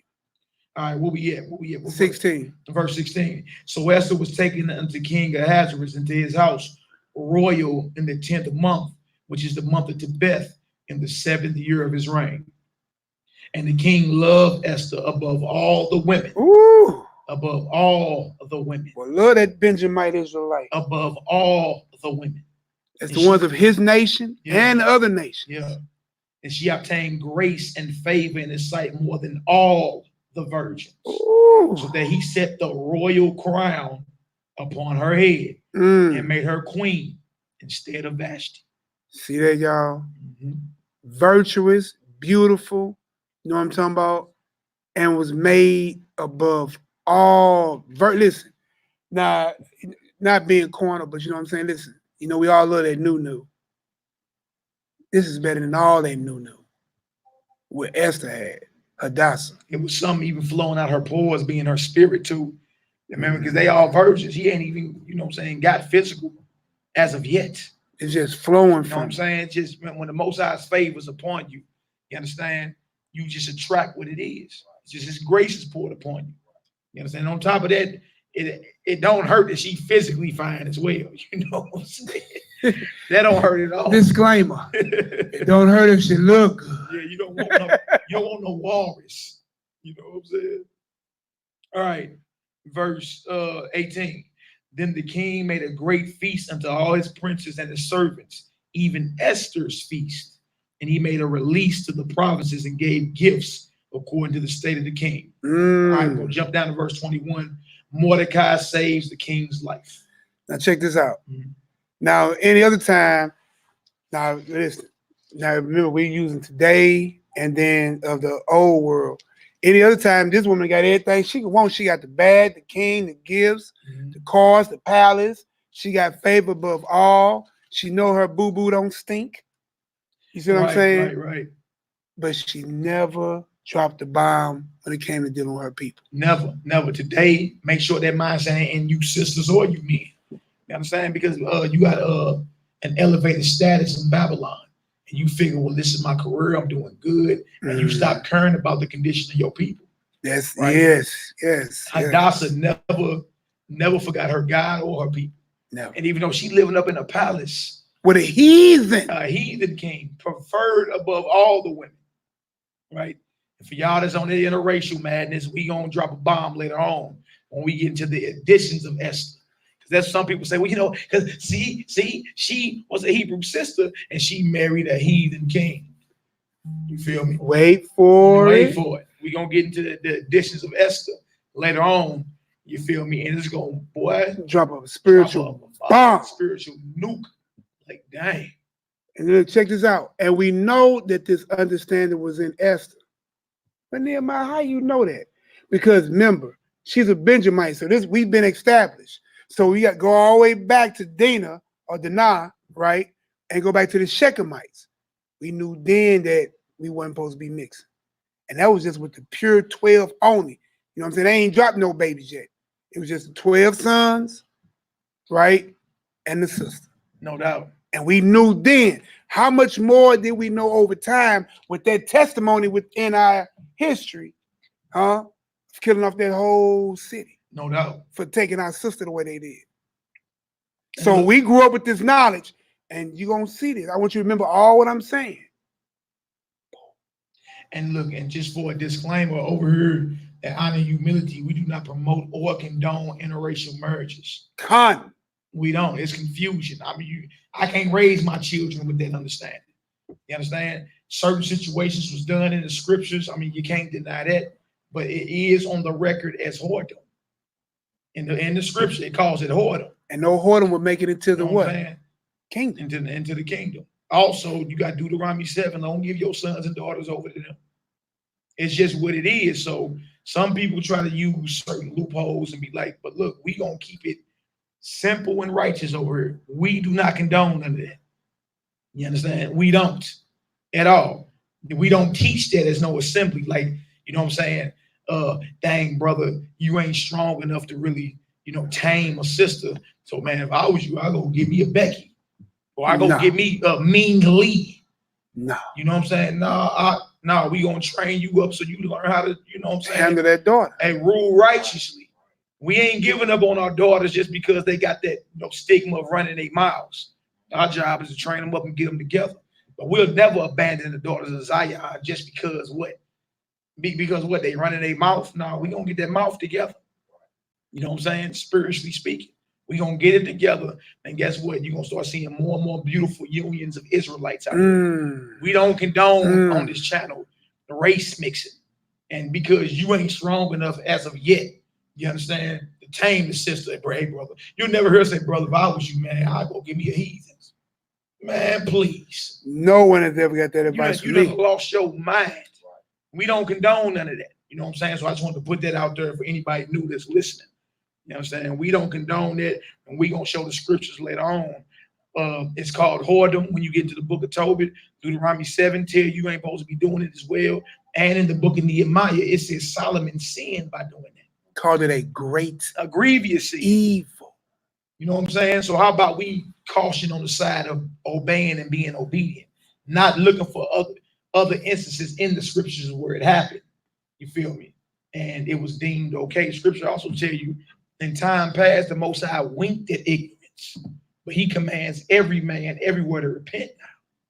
You understand? So don't let that, we're supposed to learn from that. That caused confusion when that happened. Learn from it. Don't follow behind it. You understand? Like the one Negro, what's his name, boy? Well, anyway, you hey, old boy Shaul love his white snow bunnies and snow money. Those are his words. I love my snow bunnies and snow monies. Over here begging every black Israelite for some money across multiple platforms. It's just what it is. Hebrew called him and out. If some of y'all offended, good. We talking to you. And look. I'm gonna tell you like this too, y'all. Listen, I see it in the text. I didn't see who had said it. Listen, every Israelite ancestor was not raped. There's not no statistical data you can pull nowhere. It was not an automatic. No. Did it happen? Yes, absolutely. Right? Most of the time, no children weren't even allowed to live because their master didn't want that to be seen. Now, toward the later in the 1800s, it's a little bit more permissible to let them live because they was good help. You see what I'm saying? But early on, they didn't want them people to know that they had sex with their slaves. There wasn't no badge of honor. You see what I'm saying? Also, another thing, the Bible fixed that. Because if you stay with a Judite or one of your own tribe over Israelite after that, to the third, fourth, generation, you come on back in. That's right. So the Bible made provision. Listen, your God is not, bro. Your God that cold. That's right. He saw that. You think oh dang man, out of all my creation, I missed that part right there. No, man, he fixed that. So by the time the third and fourth generation comes around, if that person who was mixed stays with theirs, then that fixes itself. That's right. You see what I'm saying? That's right. That's how your God get down. That's what it is, man. We ain't saying there ain't people out there that are products of that. That's what it is. We know. I'm just saying, but that's the go-to conversation that's always said. Well, many of y'all, no, brother. There's no all us. You can't rule of all of us as look, great children. About this, and if that's the case, then why is there still a difference between you and white folk? And why they still treat you after 400 years in Egypt? Why was there still a difference between the Egyptian and the Israelites? Come on, man. If all y'all was raped, stop it. Come on, man. Because then you should be brought home. Then exactly. They should be kissing you in your mouth. You should be decreed a white man now. Then you should be decreed an Egyptian back in the day. You understand? We got to stop just throwing certain things out there. It's what it is. Yeah, atrocities have happened, but like Nehemiah just said, provisions were made. You understand? For us to come on back into what it is, man. Right? So we don't teach confusion over. Stick with your own. He's not the God of what? Confusion. Listen, he don't want you to mix your seed in the ground. I'm talking about literal seed in the ground. He don't want you to mix your garment, right? He don't want you to mix with the other nations and their doctrines. That's right. Or their gods. But all of a sudden, he wants you to mix with their women. Nah, come on, man. No sense, man. That's how about we love on each other? It's nation time. Hey, listen. And ain't nothing wrong with that. All right. But as we get to the end of this, because this is the story everybody like to go to that promotes. Well, she was a Hebrew, but she had to marry a heathen king. A Persian. Wait till we get to the end of this. Y'all gonna see. Stick around. And then ask yourself, is that your mindset? Ooh. All right. Ooh. All right, verse 21. Mordecai saved the king's life. All right. In those days, while Mordecai sat in the king's gate, two of the king's chamberlains, Big Than and Teresh. Boy, he's some black people for real. Hey, these some black. Hey, boy, hey, you know you got a Big Than in your group. Hey, boy. Big T, cuz, what's good? I'm good, Teresh, man. We good, my nigga. Hold that gate down. I got you, cuz. Hey, man, these some black folk for real, boy. Yeah, these ain't no so-called. Yeah, these ain't no Gentile. I mean, well, they Gentile. They ain't no heathen. They ain't no Europeans. Yeah, well, who you know is Europeans today. That boy say Big Than and Teresh of those which kept the door were wroth and sought to lay hands on the king Ahasuerus. See, you know that's there Right. again. That the Negro or the so-called black something hating on the man that got something, trying to assassinate him, bro. Woo! That envy. Let's get it. And the thing was known to Mordecai, who told it unto Esther the queen, and Esther certified the king thereof in Mordecai's name. See, order. Because remember, what did Mordecai do with Esther once her parents died? Even though it's her cousin, he raised her like a father figure. You know what I'm saying? So there's still an order. PP say pulled up in a box Chevy. In the old school Chevy, okay. Was right on them crackers and bowls back then, you hear me? You know them crackers and bowls with little spinners on it, the stars. That's how old Mally is. Yeah. Wait, you said disclaimer, that's how old Mally is. And when the inquisition was made of the matter, verse 23, it was found out, therefore, they were both hanged on the tree, and it was written in the book of the Chronicles before the king. There you go. So Mordecai saved the king. Basically, he goes and what you call snitch today. Right. But had he never did that, you know what I'm saying, and did this act, certain favors when it came down later on, and when the story unfolds. So we heard they was trying to assassinate the king. You understand? He let it be known. He tell Esther, like, hey, look, they trying to take out the king. She let it be known, bang, and guess what? They got their judgment behind it. All right? You understand what we saying so far? Y'all go ahead and throw a Yahoo up in the chat. Yeah, we want y'all to follow this, man. Follow all the rise and falls and scenarios because the stage has been set. Yeah. All right, now we in chapter 3, 1 through 5. First, Haman's hatred of Mordecai. So you know when somebody finds favor with your homie, the other homie ain't happy about that. You hear me? That's that inner civil war. That's some old black shit. That's some old black shit. And now look, you got Haman, who was an Agagite. And if you trace the lineage properly, you'll run Agag back to the king of Amalek in 1 Samuel, the 15th chapter. Amalek was a grandson of Esau. This guy here is an Edomite. Agag is an Edomite, right? Now, when we get into them extensions of Esther, it's going to call Haman by a different title. You understand? That's related to a famous Edomite in this world. You understand? Alexander the Greek. So, you know, biblically speaking, we can track the biblical Edomites up to Alexander. You understand? Who wasn't a Greek, he was a Macedonian that conquered the Isles of Greece and united all of Greece. You understand? He wasn't a native Greek, he was a Macedonian. But that's a whole nother topic. You know, we got the breakdown on honor and humility if y'all looking for it. You know, and a lot of people that want to argue over who Esau is, I ain't put it out there to argue with you. I'm saying that breakdown ain't never been debunked, as far as I know. You understand? We can connect Alexander the Macedonian, the son of Philip, that became the first king over Greece, back to Esau the Edomite, Jacob's evil twin brother. Using the Bible. You understand? Not using nothing else but the Bible. Now, that breakdown ain't never been debunked, ever. You know what I'm saying? People try to come with, you know, certain things. Well, think about this and think about that. But biblically speaking, we can connect the lineage. Now, you know, everybody else can argue. You can argue. I let the educated Negroes argue over trivial matters. I'm saying we got the breakdown that connects Alexander, the so-called Macedonian, the first king of Greece, back to Esau, Jacob's twin brother. That's right, Tuvia. It's just what it is. All right.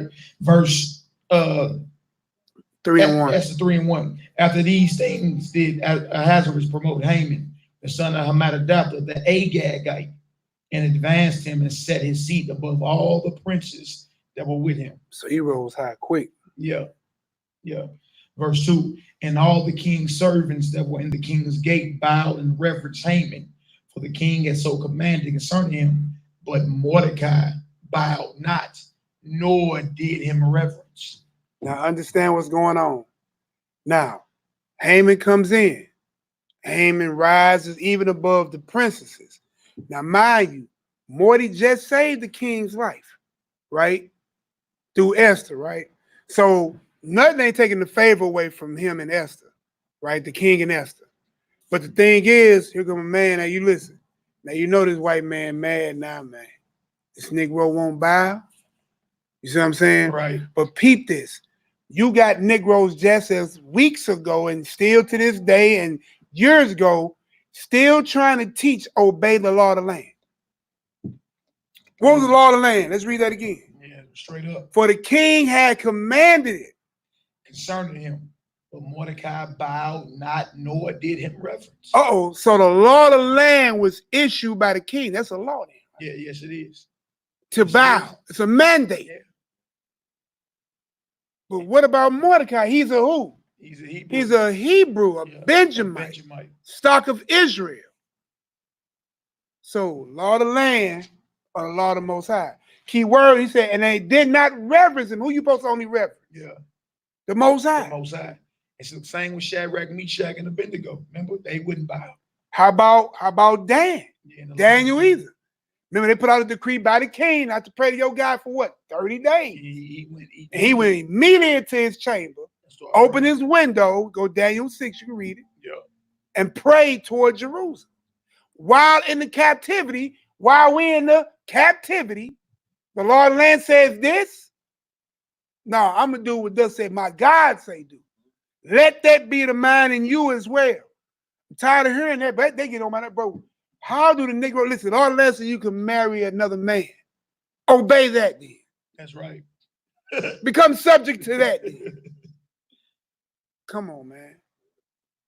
There is a righteous rebellion when it comes to either the law. Listen, how about mother and 7 sons? That's right. How about Eliezer? We just came out of that feast. There's many situations. Many famous stories. Righteously rebel. Righteously rebel. It's just what it is. All right. 2. Verse 2. And all the king's servants that were in the king's gate bowed and reverenced Haman, for the king had so commanded concerning him, but Mordecai bowed not, nor did him reverence. Then the king's servants, which were in the king's gate, said unto Mordecai, why transgress? Why break or transgress thou the king's commandment? Now, well, we know what transgression is, what? Breaking of the law. Yeah, you breaking the king's commandment by not bowing or reverencing Haman. So now we ain't got to deal with that no more. Law of the land or what? Okay. Yeah. Verse 4. Now it came to pass when they spake daily unto him, and he hearkened not unto them, that they told Haman to see whether Mordecai's matters would stand, for he had told them that he was a Jew or a Judean, right? And when Haman saw that Mordecai bowed not, nor did him reverence, then was Haman full of wrath. So here he is again, bro. Now, not only was he hearing it from the servants who said he wasn't doing it, he went to go lay eyes on this situation himself. No doubt. And when he went to see it, and he didn't get no love or get the reverence or the command issued to him or given to be done by the order of the king, could you imagine that type of anger swelling up in him? Right. And look, y'all, if you just obey the laws of the Most High, that keep you in order with the laws of this land. Just obey the laws of the Most High. You already not heard murdering nobody, because that's against the law of the Most High. You already out here not stealing. That's against the law of the Most High. You already not out here committing adultery. That's against the law of the Most High. That's right. You feel me? That's the thing. It's gonna come a time to where you gonna have to stand against the laws that are being passed in this land. Just like Mordecai, he had to stand against that. You understand? Don't let you being comfortable in Babylon. You dig? Make you and conform then the to time Babylon. come knocking to where, all right, what you gonna do? You rocking with the Most High or not? And then you think you got an excuse or an escape clause not to follow the Most High. Because after all, it says follow the laws of the land. You see? Now you got many stories in the Bible where men stood up and said, man, look, don't let nobody one verse. I'd rather eat cat dung with a knit needle than go against the Most High's command. So all you got to do is obey the laws of the Most High, and they keep you in order. You understand? For the most part, the police can't even mess with you, because you're not out here being what they call, you know what I'm saying, a little gang banging Negro or nothing like that. You doing what the Most High say, and that keep you out of, you know what I'm saying, Satan's clutches. So that's all you got to do. You know what I'm saying? Nobody's telling y'all to get out here and murder. You know no. I'm glad you cleared that up. Or even, you know what I'm saying, like, be smart about it. Even if you, like, you know what I'm saying, don't be out here running red lights and Right now, yeah. You know what I'm saying? Use but you got to wisdom. say that, though. You dig? Use wisdom, but this land is passing laws that's totally against your God. When you gonna stand? And when it's time to stand, or you gonna stand? Or you gonna make an excuse and say, "Oh no, man, because I want to keep it safe, my neck on the line." These men stood against the laws of the land, even if death was on the table. Even for pork. And look, you don't even hear that today. You know what I'm saying? A man to go eat that pork chop sandwich. A man would have bowed. Ask for some smothered onions. Let Donald Trump and came up in her. You know what I'm saying? And you was a bootlicking Negro. You'd have been on your kneecaps. You know what I'm saying? Oh, you ain't on the book no more, man. I had put when they had that prayer thing for Donald Trump, I put on my Facebook page. Yeah. Man, you got a whole group of Negroes with their hands laid on this man praying on him. He's sitting there looking like the devil himself.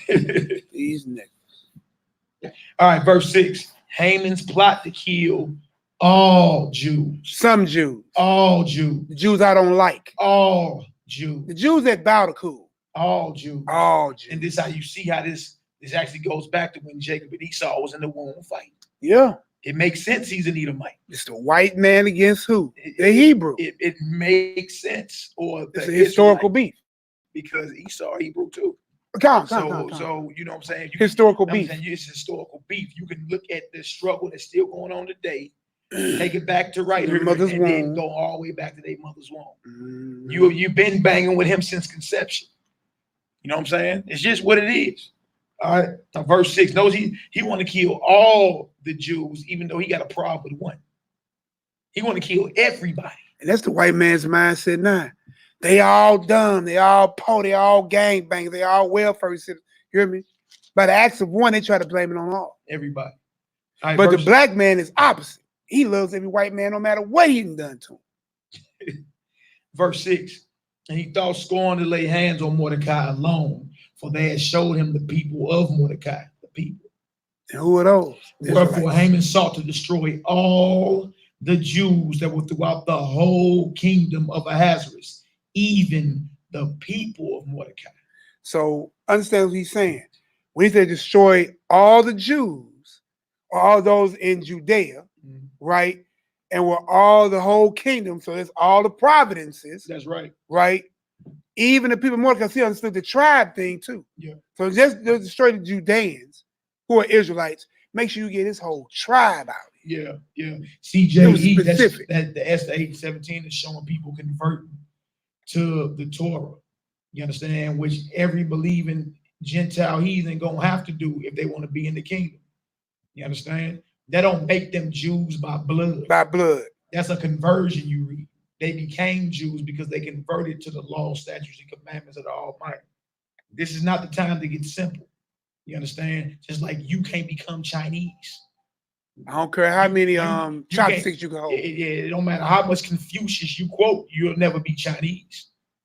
You understand? You talking about people converting to the law, statutes, and commandments of the Almighty and dropping their idol gods. You understand? When you read Amos 9, those very same people will be had in possession of the real Israelites. That's right, Isaiah. That's 2, the order of the kingdom. 14. So that's good. They became Jews or converted. You understand? They'll make good servants. See, don't nobody really want to go into that. They just want to say, "Oh, okay, they became that," and it really ain't about that no more. No, that's a lie. Now they'd be servants. You got to lie for eternity. Because if that was the case, that means the prophets were lying.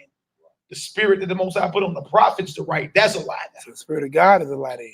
Or what Christ said in Revelation, the 2nd chapter, those that overcome and keep my works to the end shall have power over the nations or the Gentiles. You understand? And we're going to rule them with a rod of iron, meaning the law is going to be enforced in that day. That's in the kingdom. You understand? So everything about the kingdom got to be put into its proper perspective. That's what people don't want to talk about today. You think because Christ came, we all on the same playing field now. You understand? No, not, man. There's a difference. The promises are to you. The covenants are to you. The salvation plan is for you. Salvation, meaning rulership, is for you, but that ain't for everybody. The names on the gate is for you. The other nations that are there, the remnants of the other nations, the righteous ones that are there, will be handmaids and servants to you in your kingdom, as it should be. And then you'll be serving a Mashiach, as it should. Everything in its proper order. All right. So let's get it, Hebrew. Esther 3, verse 7. In the first month, that is the month Nisan, the 12th year of King Ahasuerus, they cast pur, that is the lots, before Haman from day to day, and from month to month, to the 12th month, that is the month Adar. So that's 5 years in past. Since he didn't started dealing with Esther, maybe it was the 7th year of his reign. Now we're in the 12th year of his reign. Yeah. I just explained to CJE. And what you mean don't explain what color the Israelites are. Just a little biblical. So we just did a Black History video. Go back and look at it if you ain't got to understand and figure it out. But it's 2020. Everybody should know by now the Israelites of the Bible or a melanated people with woolly hair. That's easy work. That's easy work. All right. Now watch this. What else you were saying? No, that was it. Okay. Verse 8. And Haman said unto King Ahasuerus, there is a certain people scattered abroad and dispersed among the people in all the provinces of your kingdom, and their laws are diverse from all people. Ooh! What manner of people is this to have soul laws drawn into them? Here, you've been a peculiar people. Listen, even the other nations know that your laws stand you apart. That's why this nation here knows they have to keep you from your God. Understand that's why they had to wipe you out this time. They got wise over the time of your captivities, right? This ain't no new captivity. Same spirit of the same one of them. Yeah. This time it got wiser because they know that you stand apart from everybody else. So they had to erase your God, your people, your mind, your heritage, your culture. You see what I'm saying? So that's why there's a people scattered abroad that's dispersed in all your provinces like how we are now. But their laws are diverse of all people. That's ours. That's right. If we come back to this Torah and HaMashiach, bro, we're diverse from everybody. We're not the same. My fault. Go ahead. No, you all good. Neither keep they the king's laws. Therefore, it is not for the king's profit to suffer them or allow them. If it please the king, let it be written that they may be destroyed. And I will pay 10,000 talents of silver to the hands of those that have the charge of the business to bring it into the king's treasuries. He willing to pay 10,000 talents of silver to kill you on account of the action of one Israelite Judean. I'm curious. Hey, look, this is unadulterated hatred.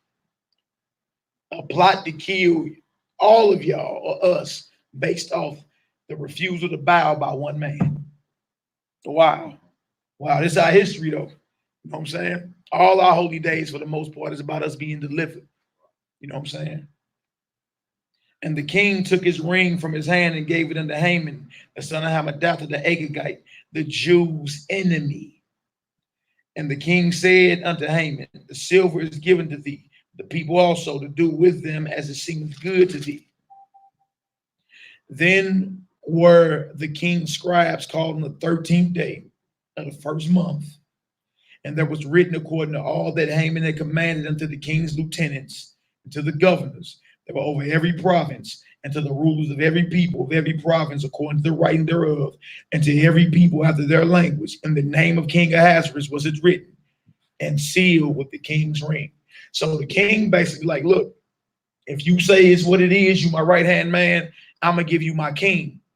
I'm in my ring with the seal on it. You understand? So if you say it's what it is, then you seal the order with my ring. It's as if I ordered it. You understand? That's just like the day somebody will rush a piece of law across the president's face and say, sign this. And he'll sign it not even looking at it because he trusts his advisors, right? The king is trusting his advisor at this point. Hey, if you say as a people whose laws are diverse, that don't listen to me, and you saying, look, it don't even profit me for them to be around, they need to be destroyed, or here, I'm gonna give you my ring.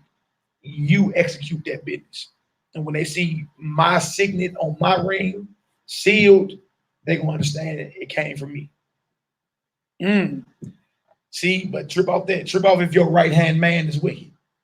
You trust your right-hand man with all you got. But what if he's wicked and he has an ulterior motive, an underlying agenda? Trip off that. You got something? Go ahead. Man, I just put on the screen for everybody to see. Let me get a one. Tell me, let me get a one. They can see what's on the screen. Yeah, we can see it. I see it. All right. So listen, it says 1 gram costs about $38. At this price, a talent will be worth $400,116.57. So that's like 1.5 million times 10. That's 100 million. This boy was willing to set almost. Or is that 10? Is that 10 million? What about 10? Well, add a zero. 10, right. It's just add a zero. Yeah, that's like 10.5 So it's $10 million. As a bounty on all our heads. What now? That's a bounty right there, boy. And listen, the ancient world, how much more is that? Yeah, exactly. You're dealing with today's numbers. Now, it said right here, in 2016, the price of silver was about $15. It means it dropped down about half. So per troy ounce is about 50 cents per gram. So 33 kilograms, that's what a talent is.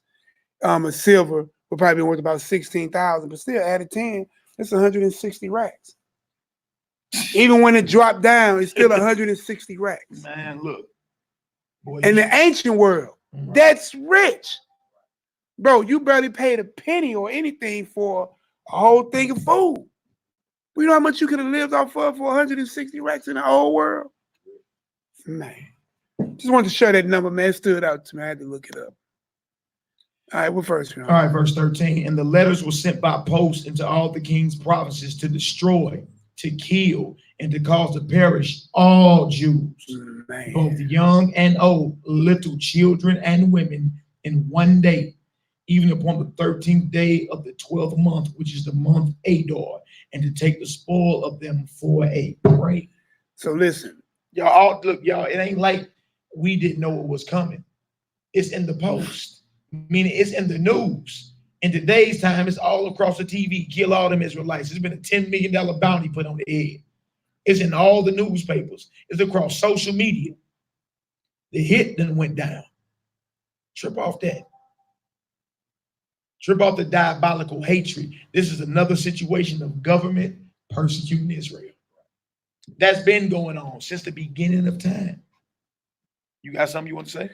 No, I want y'all to understand. Ain't this Deuteronomy 28 all day? That's exactly. Did you see how these curses will befall you, like the Most High said, and you be carried away captive? And listen, they have no favor for the young or the old. Yeah.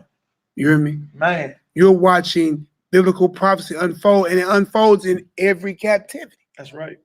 That's how you know you're this people, because it should be a sign upon you and thy seed forever. You read that in Daniel 9, like what, about 11? Said the curses are poured upon you that was written in the law of Moses because we didn't see it. Makes sense. Makes sense. It makes sense. Was very crystal clear, ain't it? Man, hey, and look, y'all. You live the life of an Israelite, whether you accept it or reject it or not. You live this life. You feel me? Don't think for 1 second that to this very day, executive orders are not on the books to exterminate us. You feel me? The executive orders are already on the books to come get at you. The King Alfred plans and all that, that's already out there. That's old news. That was put on the books back in the 80s. You know what I'm saying? To kill and destroy who you would call the less fortunate or the minorities. They talking about you. It's been that, right? And we can look back 2,500 years ago and it still was going on. Going back to Egypt, it still was going on. During Messiah's time, an Edomite king put a hit on the Messiah. Still going on, right? Proof is what it is, y'all. And 4 years in Auschwitz can't compare, you understand, to a 1,000 years, thousands of years history of being persecuted from sun up to sundown. This is a one-day hit here, boy. Yeah, and this is in one day they was trying to come for us. And it was put out, it was public news. Now watch this. 14, the copy of the writing for a commandment to be given in every province was published unto all people, that they should be ready against that day. The post went out, being hastened by the king's commandment, and the decree was given in Shushan the palace, and the king and Haman sat down to drink. But the city Shushan was perplexed. Well, y'all see, do y'all see it building up? So y'all, to commemorate this feast, we feasted down here Sunday and Monday coming up. You understand? And it's good for you to teach your children this history so they can understand how precious we are to the Almighty and that we have enemies that are looking to exterminate us. Because that is the truth. But they can never do that because why? We are the seeds of the Most High, children of the Most High. Y'all got to understand and so forth. Throw a Yahoo up in the chat. All right. We're working our way on down. And if any of y'all want to make a donation that's having a problem with YouTube, I'm kind of getting some chatter about that. You can always go to the Cash App and make a donation through one of those avenues. PayPal, that's all that. That's all there. All this in the description box. And in the note section, just put donation for assembly, or if you want the monies to go toward Purim, or however you want the monies to go. Do it that way. And trust, we'll make sure we get it that way. And if you need verification, let us know. And we will definitely send you verification that the funds went to where exactly you wanted them to go. No doubt. All right, y'all get some understanding. Go ahead and throw a Yahoo up in the chat. And let's keep it moving. Y'all see, it's in the news. Kill all them Israelites. And look, he want to kill all of us based off the action of one of us. That's frighteningly accurate to today. Man, that's a butt naked hatred right there. That's a hatred that look, that's somebody that got blood in their mouth. Straight up. All right. All right. Esther chapter 4, verse 1. When Mordecai perceived all that was done, Mordecai rent his clothes and put on sackcloth with ashes. Now go to the technique of prayer again, and we talked about that. Mm-hmm. Listen, everybody know how to turn toward what direction. Everybody know how to lift your hands with no wrath, no doubt. People also know how to prostrate. But listen, there's an upgrade. There's an ash aspect. There's a sackcloth aspect. There's a renting of garment aspect. You know what I'm saying? Listen, you're going to hear a hot topic aspect at the end of this. It even gets even deeper than that when it comes down to up and the prayer. It's not a game. Let's get it out. And cried with a loud and a bitter cry, and came even before the king's gate, for none might enter into the king's gate clothed with sackcloth. And in every province, whithersoever the king's commandment and his decree came, there was great mourning among the Jews, and fasting, and weeping, and wailing, and many lay in sackcloth and ashes. Sackcloth and what? Ashes. Or the ash aspect. That's how we get the Most High's attention. Understand? Weeping, lamenting. Yeah, get lower than a footprint. You know what I'm saying? Like deny yourself. Yeah, we really need you to move on our behalf on this one. And we did it in unison. That's right. How you do not commemorate a feast like this? Because the Most High moved with mighty power in this feast. All right. You want to go to 4? Yeah, we're gonna jump down. We're gonna jump down to verse 10. Jump down to verse 10. I'm already there. All right. And again, Esther spake unto Hatak and gave him commandment unto Mordecai, all the king's servants and the people of the king's provinces do know that whosoever, whether man or woman, shall come unto the king into the inner court, who is not called, there is one law of his to put him to death. Meaning you can't just come. Mordecai was telling Esther, look, go holler at your husband, go holler at the king. Now, there's a decree that just went out, but it's signed and sealed by the king's ring, but Haman got his ring. You need to go holler at the king and let him know what this is about. Go above his head. Right. But in order for you to holler at the king, guess what she got to do? She got to come before him, and he ain't even called her yet. Showing you the woman couldn't just bust in the room and say, I need to talk to you. She couldn't come before the king unless he had called her. And if you show up and you not called, you get put to death. And listen, where did that come from? Remember, we just read that in chapter 1. Because the woman didn't come when he called, then it was put on record. So the opposite of that, you can't come when you want either. You can't pop up like that. Exactly. You got to be called for. That's right. Because that was the whole thing. He called for his queen, Vashti, and she didn't come. So, hey, you come when I called in. Anna Blur, you say you like Easter, huh? That's a typo. I know it's a typo. I had to mess with it. I should be like, Anna Easter. Blur said one of my favorite events in the Bible is the story of Easter. I know that's a typo she wrote. All right. There is one law of his to put him to death, except such to whom the king shall hold out the golden scepter, that he may live. But I have not been called to come in unto the king these 30 days. And they told Mordecai Esther's words. Verse 13, Mordecai's charge to Esther. Then Mordecai commanded to answer Esther, think not with thyself that thou shalt escape in the king's house more than all the Jews. Oh, don't think just because you laid up in that palace. And when this go down, you know what I'm saying? You won't get away scot-free. You want to say something? No, just don't think you won't get hit. Listen, and listen. As a black man, any move that I make for this nation cannot be made without the thought of my black woman and black child. You hear me? If you were running around here talking about you oppressed by the white man, one thing that you ain't never seen is the white woman leave his side. Look, the white woman is with that white man. So when he's saying, listen, just because you a Jew with that white man, that ain't gonna save you. You're not exempt from this. You a Hebrew with that Persian. You see what I'm saying? Persian. Haman was the Edomite. Yeah. Yeah, restroom good. Yeah, go ahead. So he's letting it be known that just because you up in the king's palace, don't think you ain't gonna catch no blowback behind this. Exactly. Because your people about to get slaughtered. You need to stand up in the void and say something. All right. Verse 14, for thou altogether hold thy peace at this time, then shall their enlargement and deliverance arise to the Jews from another place, but you and your father's house shall be destroyed. And who knoweth whether thou art come to the kingdom for such a time as this? So listen, how do you know that this was not your purpose? That's right. But for this exact event? Because listen, if you hold your peace, this is what Mordecai really saying. If you hold your peace at this time, don't worry about it. There's still going to be an enlargement and deliverance. Who do you think he was talking about? The Most High going to listen. We are thoroughly convinced the Most High going to move in this thing one way or the other.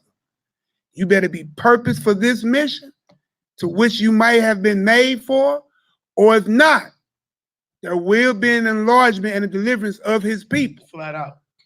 And because you in the house with this king, you're going to be taken out with him then. So you ain't going to be safe either way. Whether you think you're going to be riding out because you got favor, or because you got favor, you ride it out and everybody else die. Because there's going to be a deliverance of Israel out of this. Yeah. That we know. Because Israel will not be wiped out. God promised that. Unless they can number the stars in the heaven, the sand of the sea, or the depth of the earth, seed of Israel will remain. Well, right, meaning it don't matter what you throw at us. No matter. We still here, and we still multiplying, right? So again, let this mind be in y'all that got success in corporate America, whether it's men or women. Don't think just because you got your little fancy amenities and you got it good in life. You understand that when a decree go down to get rid of your people who are looked at as nothing, you better be that you're gonna be able to ride on the high hog forever. No, judgment coming to you too. So we saying, look, this is your purpose. You were brought into this position. This is your purpose. This was foreordained for you. That you may be what? Instrumental in delivering the Most High's people. You understand? But make sure you stand up. Don't let your position or your social status kill that revolution spirit in you. Because you got it good. You understand? Eventually, you're going to have to stand up and do what it is. You understand? Think about all those that stood up, that got their names in the Bible. They was great men and women that were willing to sacrifice their lives so you could live. That's what true love is. Claim you love somebody, what you didn't sacrifice for them, what you didn't gave up for them. Now watch this. 15. Then Esther bade them return Mordecai this answer. Go gather together all the Jews that are present in Shushan, and fast ye for me, and neither eat nor drink 3 days, night or day. I also and my maids will fast likewise. And so will I go in unto the king, which is not according to the law. And if I perish, I perish. Ooh. That's a soldier right there. That sister is harder than a lot of these men these days. She's like, I'm gonna put my neck on the line. And if I perish, if I die, I die. But guess what? Fast and pray for me 3 days. We're gonna declare a fast, dry fast. You understand? No food, no water. Drink. Pray, sackcloth, ashes. You dig? After 3 days, I'm gonna been there. If I die, I die. Let that mind be in every sister that's listening. Let that mind be in every brother that's listening. That's right. You know what I'm saying? Your God and your people come before your little social status in America. Come before your social status on Facebook or Instagram. You understand? The Most High deals with people. He call people like this great. You know why? Because they were willing to die so you could live. That'll be a testimony in Israel. Think Messiah died so you can live. You understand? Judah Maccabee and them put their lives on the line and died so you could have the feast of dedication. Morning, Mother's 7 sons, Eliezer. You understand? Moses and put their lives on the line. Definitely did. You understand? Mother and 7 sons, Elder Eliezer, put their lives on the line and died so you can live. Abraham, for Lot and them. Come on, man, stop it. You got this Babylonian spirit where I'm just gonna try to soften the blow. Look, it's coming. Samson did. Jacob's trouble is coming. You did. Ain't nothing you can do but stand up and be great. When you gonna be great in your life? How long you gonna be mediocre and subpar and scourged? This sister just said, if I die, I die. 17. So Mordecai went his way and did according to all that Esther had commanded him. All right. When in chapter 5 is heating up. What you gotta say, Nehemiah? I say, look, we have to be stand up in this hour, man. Listen, there's nothing that's not on the table. Meat was on the table, rebel. Bowing, rebel. You know what I'm saying? When it goes against the law of God. Now, naturally, where you at now, you kind of a little lucky because anybody coming up with you forcing you to eat no pork right now. But the nigga over there eat it with no problem. Give him a little barbecue sauce, some hot sauce, he's going to, you know what I'm saying? But that was a great thing that went on in these type of stories where you see that the Spirit of God was so much with them that they was willing to put it all on the line. To the fact where, listen, a coward's name ain't ringing through history. Only those who are called to be great names ring through history. Yeah. The cowards don't even.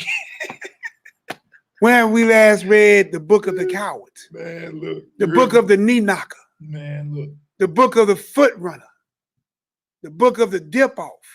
You ain't read none of them books. You see what I'm saying? Those who stood boldly in the fear of God have been commemorated. Thus, we are reading these commemorations. That's right.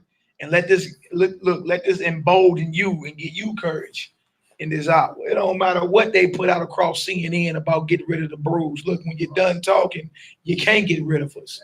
You dig? And even if it costs some of us our lives, so be it. So that's what this woman just said. Bro, if I perish, I perish. I want to die so my people can live. That's what the Most High is looking for. Me and we ain't looking for that soft. And pray for each other. It look like it hurts. Oh, no. Stay on your porch. You ain't even ready for none of this. All right. Chapter 5. Let's start at verse 1. All right. Now it came to pass on the 3rd day that Esther put on her royal apparel, going out clothes, and stood in the inner court of the king's house over against the king's house. And the king sat upon his royal throne in the royal house over against the gate of the house. And it was so when the king saw Esther, the queen, standing in the court, that she obtained favor in his sight. Look at that. You done fasted 3 days, sent up them prayers. She said, if I die, I die. But when he see her, he's starstruck like, dang. And listen, this is the same God who can either harden Pharaoh's heart. That's right. Huh? Listen, your God has been in control. I don't think he's just trying to get you to see, to get you back to where you was before Adam fell, is to trust in him. That's it. That's it. That's it. Get back to where I had you at. Full faith. Don't the Most High got faith? Yeah. The Most High believes so hard in himself that when he says it, he knows it. Let that, we ain't have to get all the words out. Your thought let us know what needs to be done. Exactly. That's faith, bro. The Most High has the greatest measure of faith than anything you ever could see or imagine. To a fact that when you want something, it has to happen because you know it's going to happen. That's that faith right there. And the king held out to Esther the golden scepter that was in his hand. So Esther drew near and touched the top of the scepter. Then said the king unto her, so now we know that she ain't going to die. Because remember, she said, if he don't hold out the scepter, then whoever show up unannounced, the law is what? Death. When he held it out, she come out and she touched a scepter is a staff. Like that symbolizes the rulership. Power. That's right. You know what I'm saying? Every king got some type of scepter or a staff, and it's golden, right? So if he extends the golden scepter out to you, then you know, okay, I ain't gonna die. All right. All right. So Esther drew near and touched the top of the scepter. Then said the king unto her, what wilt thou, Queen Esther? And what is thy request? It shall be even given thee to the half of the kingdom. Boy, He's so look, the Most High got him so hit in spirit that he willing to give to his queen half of his kingdom. Divide 127 to a Jew. Divide 127 provinces and all his estate in half, and give it to a citizen of Judea. Yeah, a Benjamite system. Whoa! And listen, you know that's the power of women, bro. That's why the man has to be over the woman, whether it's the father with the daughter, transfer power to the husband, right? This type of power is dangerous. Even till you saw John the Baptist lost his head because of this type of power. Sure, exactly what happened. Yeah. And that's why when everybody go to Proverbs 31 to read about the virtuous woman, they don't never start at verse 1. Mom is advised, don't never give your power over to no woman. That way destroys kings. You say, Tuvi, whatever you like. You see what I'm saying? So we understand the woman got power. Listen, you can't have a nation without the woman. In her proper order, though. But she has to be in her proper order. And that's a great nation who has their women and their men in proper order. Yeah, you ain't none of y'all goddesses ruling over me. Stop it. Verse 4. And Esther answered, if it seem good unto the king, let the king and Haman come this day unto the banquet that I have prepared for him. Then the king said, cause Haman to make haste, her up, that he may do as Esther hath said. So the king and Haman came to the banquet that Esther had prepared. So what do you see unfolding? Ain't this still scripture unfolding? Did he say, I will make and prepare a table before you in the presence of your enemies? That's right. Seeing Psalms unfolding. Huh? Wow. And the king said unto Esther, that's a good point. And the king said unto Esther at the banquet of wine, what is your petition? Like, what is your request? All right. And it shall be granted thee. And what is your request? Even to the half of the kingdom it shall be performed.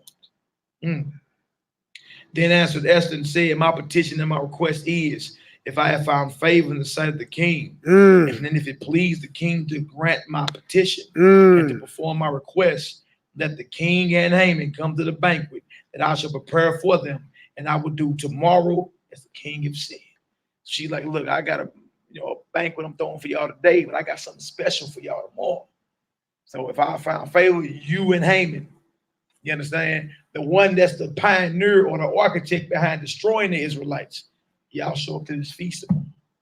All right? Chip off that. Verse 9. Then when Haman forth that day joyful and with glad heart, he amped like, dang, the queen, I done found favor in the sight of the queen. She didn't invite me to this special banquet, right? But when Haman saw Mordecai in the king's gate, that he stood not up nor moved for him, he was full of indignation against Mordecai. Mordecai still rebelling. Bro, even after the decree to kill is out. Come on, I ain't standing up for you nor. And I ain't moving. So listen, Mordecai would have had moved to the back of the bus. Exactly. He wouldn't have been to Rosa Parks. No shame on my sister, anything she did. That's not what Nehemiah is saying right here. What I'm saying is he was gun-ho for his God, that he was unmovable, even at the point of death. Straight up. Let that mind be in you and us. What are we compromising for? And when even Christ obedient, unwavering, unmoving, unto death. Even unto death. And he became the author of eternal salvation. As it is written in the book of Hebrews. Woof, man. Nevertheless, Haman refrained himself. And when he came home, he sent and called for his friends and Zeresh's wife. And Haman told them of the glory of his riches and the multitude of his children, and all the things wherein the king had promoted him, and how he had advanced him above the princes and servants of the king. Haman said, moreover, yeah, Esther, the queen did let no man come in with the king into the banquet that she had prepared, but myself. And tomorrow am I invited unto her also with the king. So he was feeling himself. He was riding that high horse. Yeah, that proverbial high hog, huh, boy? See, you got to pay attention. Remember, we told y'all to pay attention to the story in the beginning in chapter 1. The same stage is now being set against Haman. Just like how the wife, the queen, didn't obey in front of all his friends and high-ups. Now she's going to call the king to his oath in front of those same friends and high-ups. What has to be honored? The king can never fall short of his word. That's right. Today you heard a man's only as good as his word and his what? We know what we're saying. All right, verse 13, Haman's plan for Mordecai. Yet all this developed me nothing so long as I see Mordecai the Jew sitting at the king's gate. Then said Zeresh, his wife, and all his friends unto him, let a gallows be made of 50 cubits high, and tomorrow speak thou unto the king, that Mordecai may be hanged thereon. Then go thou in merrily with the king unto the banquet. And the thing pleased Haman, and he caused the gallows to be made. So now his wife then put her mouth on and anointed of the Most High. And the rest That's why you gotta watch who you put your mouth on. You dig? You could be signing your own death certificate. She done put her mouth on him. 50 gallows, 50 cubits high. Now times that for me, because a cubit is 18 inches. Hold on. 12 inches is a foot, right? Hold on. So do 50 times 18 and divide it by 12, and we'll see how many feet these gallows are. All right, if y'all getting some understanding so far, I'll go ahead and throw it Yahoo in the chat. 50 times 18 divided by 12 is 75 feet. That's a long neck drop. Look at that. They built gallows 75 feet high to hang Mordecai on. All because he wouldn't bow and show reverence and stand up for this enemy of his. Bro, if somebody drop you 75 feet, that's the full weight of your body falling at that momentum, speed, and gravity in your weight.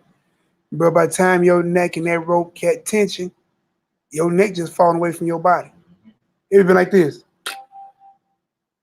It was just, that's it. Hold on. That's been it. Just that simple. Roll right on up off it. Go ahead, bro. Not trip off that. All right. So he get gallows built 75 feet high to hang Mordecai on. All right. Y'all see the topic. The destruction, the extermination of the Jews, the history of Purim. Right. And for y'all that don't know, if y'all new listening, this is what you would call Black history. All right. These was Israelites. All right. The Israelites of antiquity, the Israelites of the Bible, or who you would call melanated people with woolly hair. You dig? They are not the so-called European converts you've seen that majority rule Israel today. So they're not Khazars. No, they're not Russians, Polacks, Khazars, Germans, none of that. That's not who they are. You understand? Those people were converted into a form of worship of our forefathers. It's basically Phariseeism. The Pharisees that persecuted Messiah, they was converted to their doctrine by who you would call Black Hebrews back in the 8th century. That's where they got the Talmud from and everything. They got it from our people. You understand?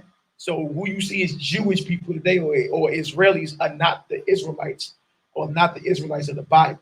And they are not the descendants of the Israelites of the Bible. It's incorrect. You understand? Right. We are. A lot of people don't want to hear that, but it's the truth.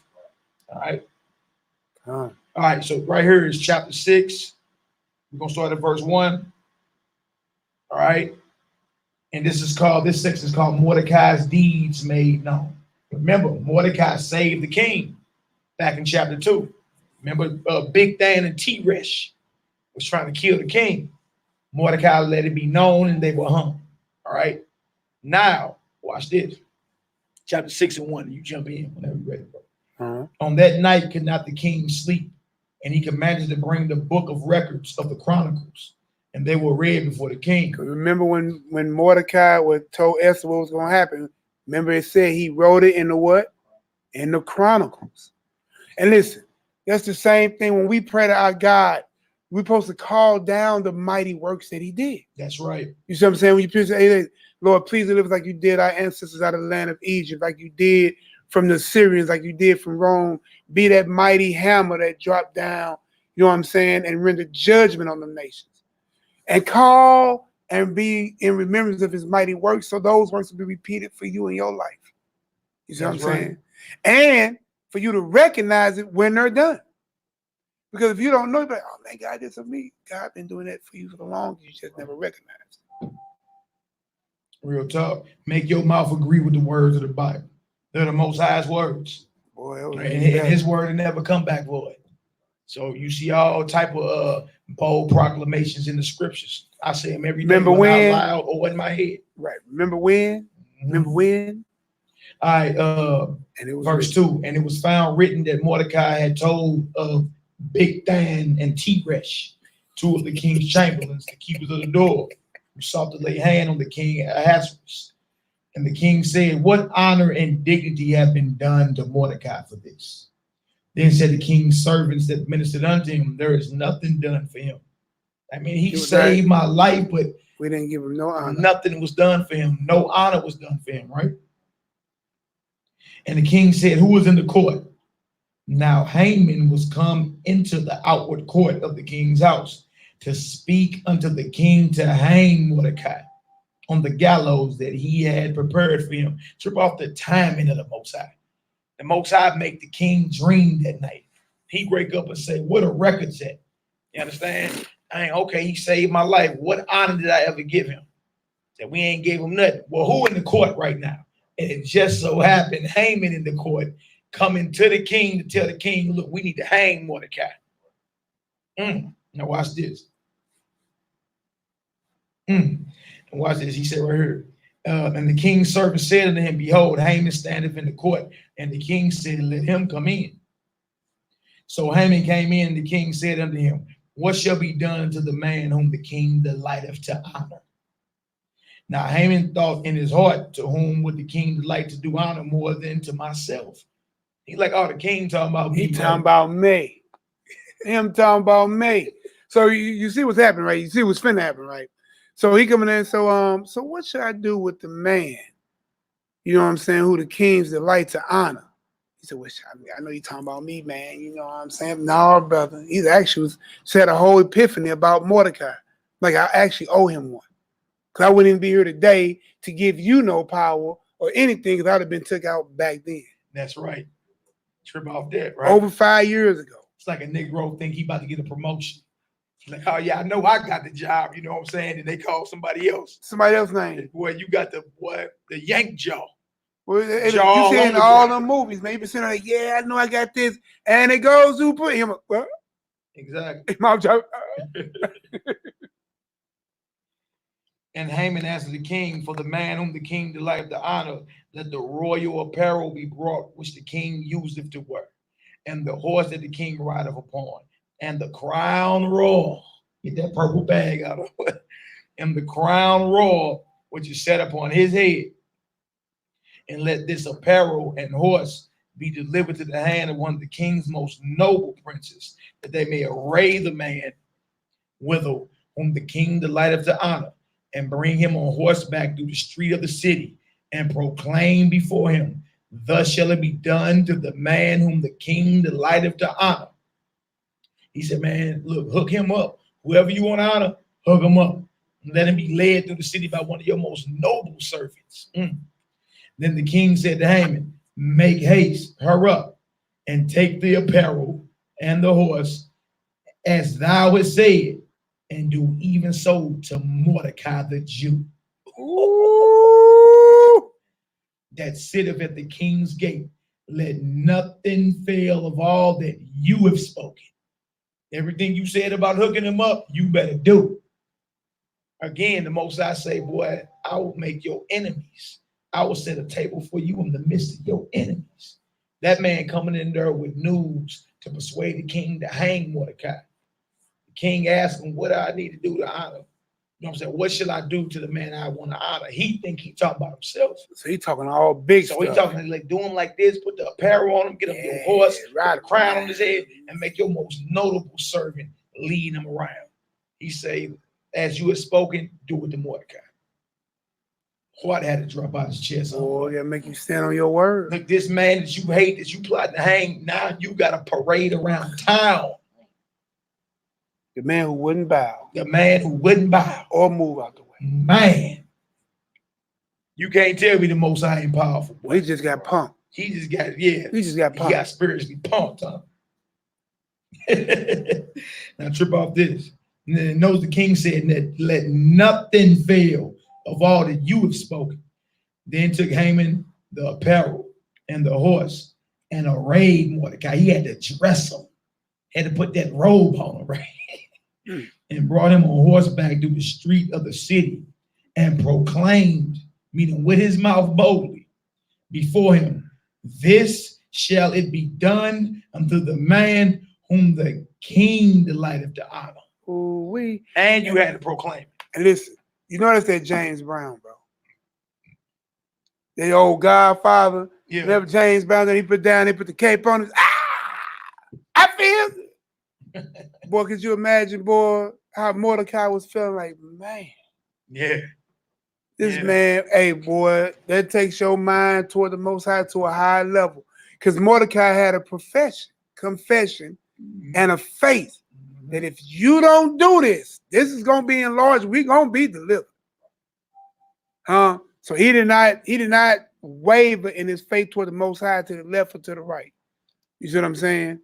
So makes sense for him to get this type of honor and glory, even from your enemy. Because your enemy should serve you. Ain't that end time prophecy? That's right. And Mordecai had to be feeling good, like this is the beginning of the deliverance. Yeah, and he ain't lying. It's the beginning of the deliverance. Look at this. Right? My most hated enemy got to proclaim out of his mouth. This is going to happen to the man whom the king want to honor. My own enemy got to put jewels and crowns on my head, dress, and put the robe on my back. My own enemy got to boost me up on the king's horse and parade me around and open his mouth and say the king is honoring me. Boldly proclaim. Man, that's power. All because he stood on what is real. You understand? Let that mind be in us. You understand? Your enemy will have to exalt you. Your enemy will have to exalt you because you are steadfast on the Most High's word. All right? Kiss the dust off your feet. That's right. Verse 12. And Mordecai came again to the king's gate, but Haman hasted to his house, mourning and having his head covered. I bet he did. Yeah, I bet. I bet, boy, looking like this, boy, walking through this deal like, oh, man. Boy, I had the fumble lip. Boy, I had the fumble lip. And what you get plotting on the Most High's people. And Haman told Zeresh, his wife, and all his friends everything that had befallen him. Then said his wise men. See, he had wise men or astrologers, right? And Zeresh, his wife, unto him, if Mordecai be of the seed of the Jews, before whom thou hast begun to fall, thou shalt not prevail against him, but shall surely fall before him. Ah, what did they recognize? Wow. All right, y'all, what did they recognize? This is, go ahead, nephew. What did they recognize? Let's read again. And Haman told Zeresh, his wife, and all his friends, everything that had befallen him. Then said his wise men, we've seen this play out before. Zeresh and his wife said to him, if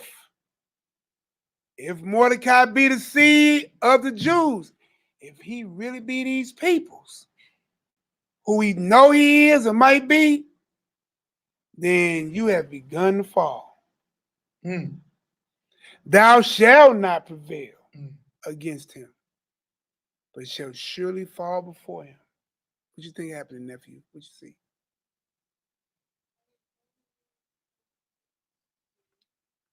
Zeresh is his wife.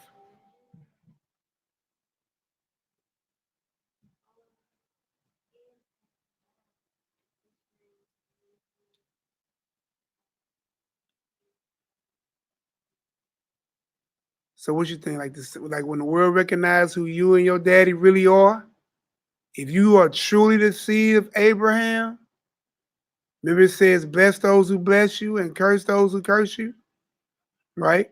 Remember that you were meant to be the head, not the foot.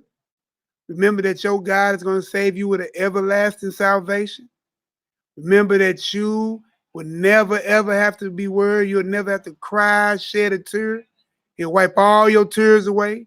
He will deliver you and carry you back to your land.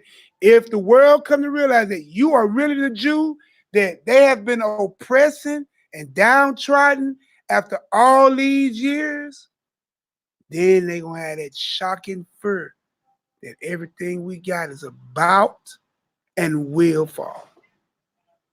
It's like if somebody walk up to you and talk mess to you and they don't know who your daddy is. Oh, whoa. Wait a minute. You talking about Viz boy? Oh, no, it's all good, homie. It's good. I ain't worried about it. It's all good. It's all good. So, yeah, you know about that. You know what I'm saying? Somebody walks up to you and they ain't know who baby. Hey, that's my boy. That's your old man? Oh, we getting dapped up. You know what I'm saying? So understand what they're coming to realize is that this man is one of God's chosen seed. We done messed up. We about to fall. It's over with for thous. That's what's happening. And while they were yet talking with him, came the king's chamberlain and hastened to bring Haman unto the banquet that Esther had prepared. Ooh, it's about to go down. So now, that spirit that hit him, like, bro, Yeah. Are these those people we heard of in the past that they God? Remember, it said that if they do not sin against their God, don't bother them people, because their God is for them. You will become a reproach in this earth. Now, why are we still hearing Haman's name over 2,000 years later? And that's crazy. He's that reproach. Look, even his wife knew it though. Yeah. His wife and his wise men like, hey, you picked the wrong fight. Yeah. You know what I'm saying? Like you picked the wrong fight. You leave them Israelites alone. Leave them alone. If they are being obedient to their God, there ain't a force in this earth they can come against them. And see, Mordecai was obedient to his God because why? He did not bow the knee, which he did not worship. And it's clear he said did not give what? Reverence. Now, out of all the ones that was bowing, Morty was the one that's not. Yeah. That's what he's saying. You picked the wrong Jew. You picked the wrong. Now, you got one of them other Jews, see, they sinned against their God by bowing and reverence you. You could have hung them and had no issues.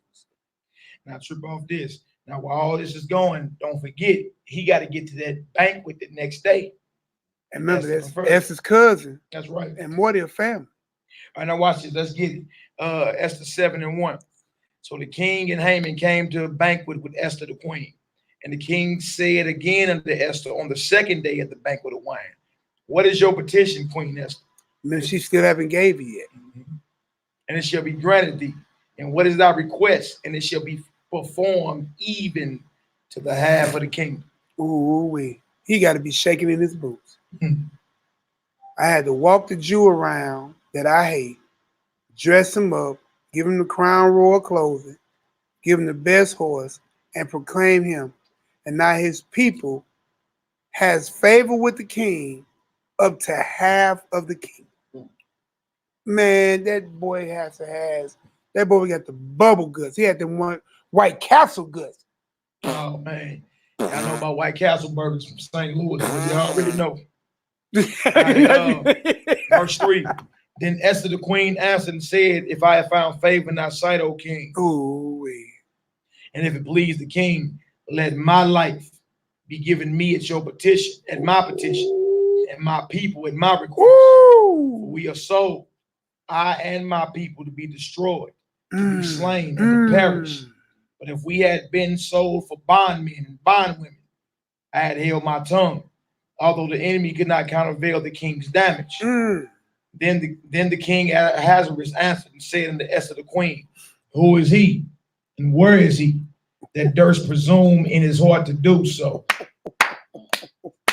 And Esther said, the adversary, the king, like, who you talking about? Amen. Who looking to harm you and your people? Hey, bring it out, man. I didn't get the memo.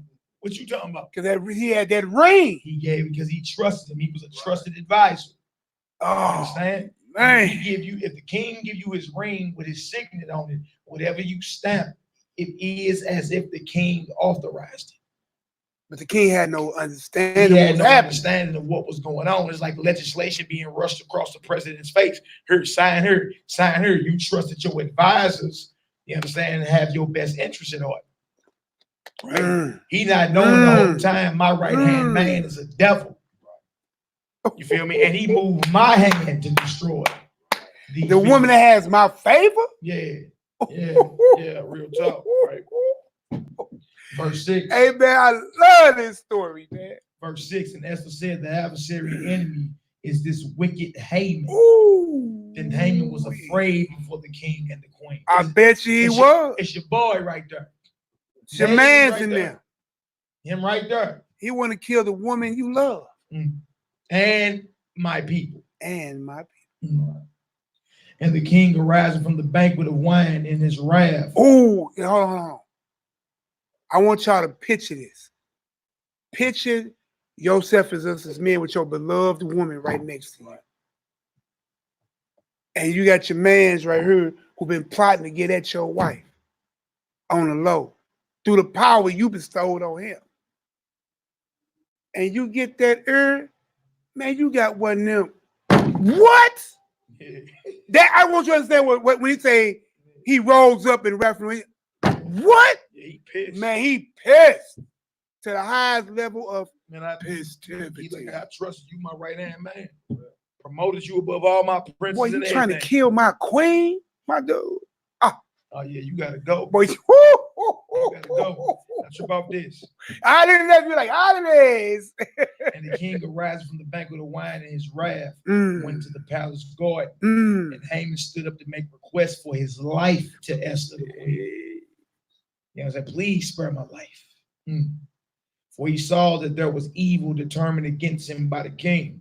Then the king returned out of the palace garden into the palace of the banquet of wine, and Haman was fallen upon the bed whereon Esther was. Oh, you just killed yourself. Oh, now you're in his queen's bed. Oh man,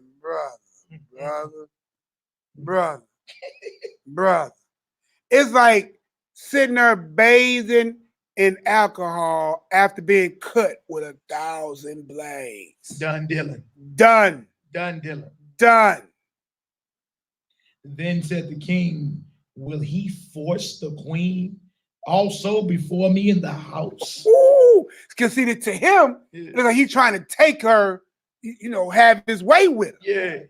Like I just heard all this about you, and then I come back in. Then you and my wife bed? Her bed.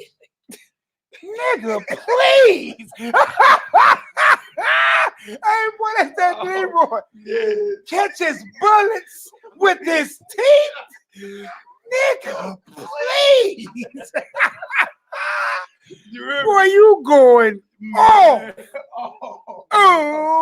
Wait. Oh, man. Man, you don't even know how, listen, it's a joy to learn your history. Israel. That's right. That's right. It's a joy to see these stories unfold and how your God favored you amongst your enemies.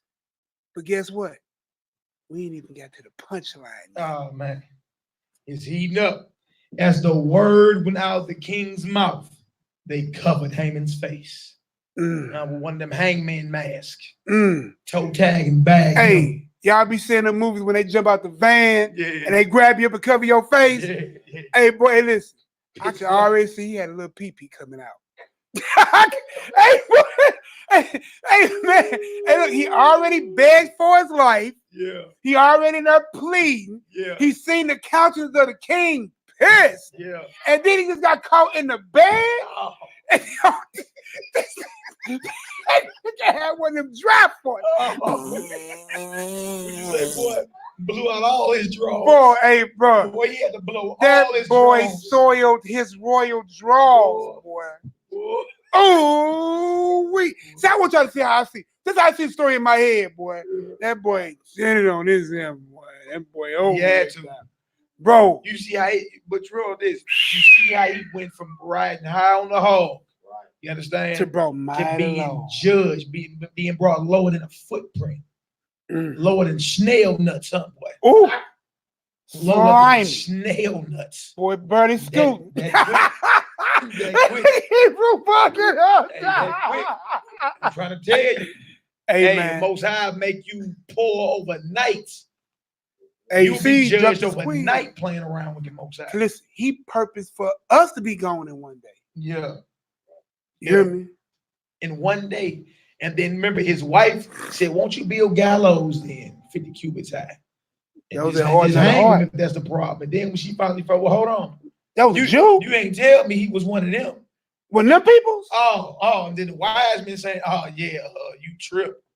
If he is. Suresh, we need to take you home. Can we Yeah, get her out of here? If he is one of those people, then guess what?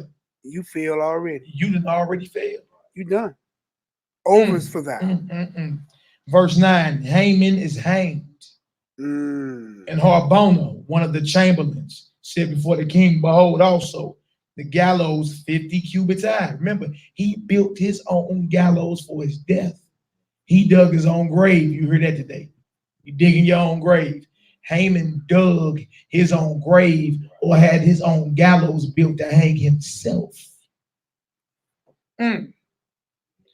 Before the king, behold, also the gallows 50 cubits high, which Haman had made for Mordecai, who had spoken good for the king, standeth in the house of Haman. And the king said, hang him thereon. So they hanged Haman on the gallows that he had prepared for Mordecai. Then was the king's wrath pacified. Hallelujah. Hallelujah. Hallelujah. Hallelujah. Oh, praise. Oh, praise. All right. Now, have this mind in you, Israel. Do not think your enemy has prevailed over these 400 years of persecution. The Bible tells us that that nation shall be judged. Is it ink on paper, or do you believe? See what I'm saying? Yeah. Y'all should be. I'm still clapping my hands. That's right, bro. That's right. Hallelujah. Hallelujah. Hallelujah. All praise, glory, and honor. All right. We in Esther chapter 8. Man, we're going to read like 1 through 8, then we're going to jump down. All right.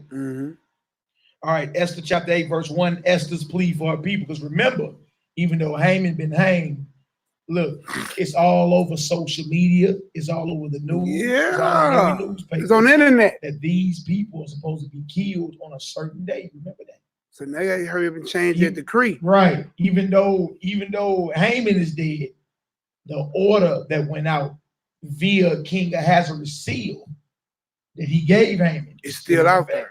It's still out there. And look, you got to reverse this news in 127 prophecies from India all the way over to Ethiopia. I just closed that map too. Trip off that. You got to, I mean, that's a lot of, look, that's a lot of news to get out. That's a lot of news to get out to reverse the decree to kill these people. And we ain't got the internet. You understand? We ain't got social media. It's in the ancient world. It take days, if not weeks, to travel the information. You understand? To get this information to where it need to go. Wow. All right. So Esther's plea for the people, chapter 8, verse 1. All right. On that day did the king Ahasuerus give the house of Haman, the Jews' enemy, unto Esther the queen. And Mordecai came before the king, for Esther had told what he was unto her. Like, this is my cousin. Hey, look, bro, look at this, bro. That's how much area he had to cover. Can you say that pretty good? Boy, listen. Ain't nothing but horses. Ain't no airplanes. Ain't no teleport systems. You know what I'm saying? Ain't no high speed cars, no train. Yep, that order went out where in Susa. Probably, you know what I'm saying? I remember where circle that you got Elam and all that, and you had to cover all. It went out right there. You understand? And then that deal right there. There go Elam right here. Susa, there it is right there. And we say India. Oh, that's right there. You know what I'm saying? You got Elam there, and then all the way over to Ethiopia, bro. So look. Yeah. Yeah, see right here where I see my finger circling? That's Susa and the palace. You see it? So you have to go everywhere to the right, further east, all the way down here. This is where Israel will be dwelling. You know what I'm saying? So right here, Jews be all along this water, all down up here, all up here. And then over here in Africa.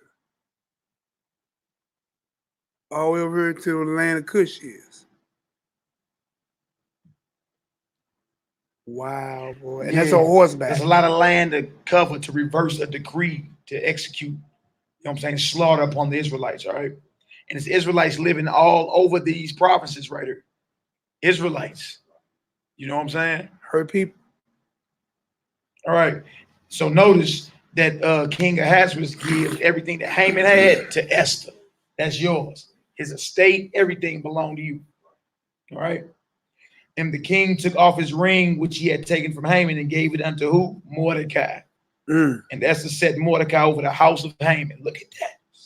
Look at that. Now Mordecai got the king's ring with his signet on it. You feel me? Whatever he stamped is as if the king authorized it or ordered it, right? And who was that? Who was that? Remind you of what story? Joseph. Verse 3. And Esther spake yet again before the king and fell down at his feet and besought him with tears to put away the mischief of Haman, the Agagite, and his device that he had devised against the Jews.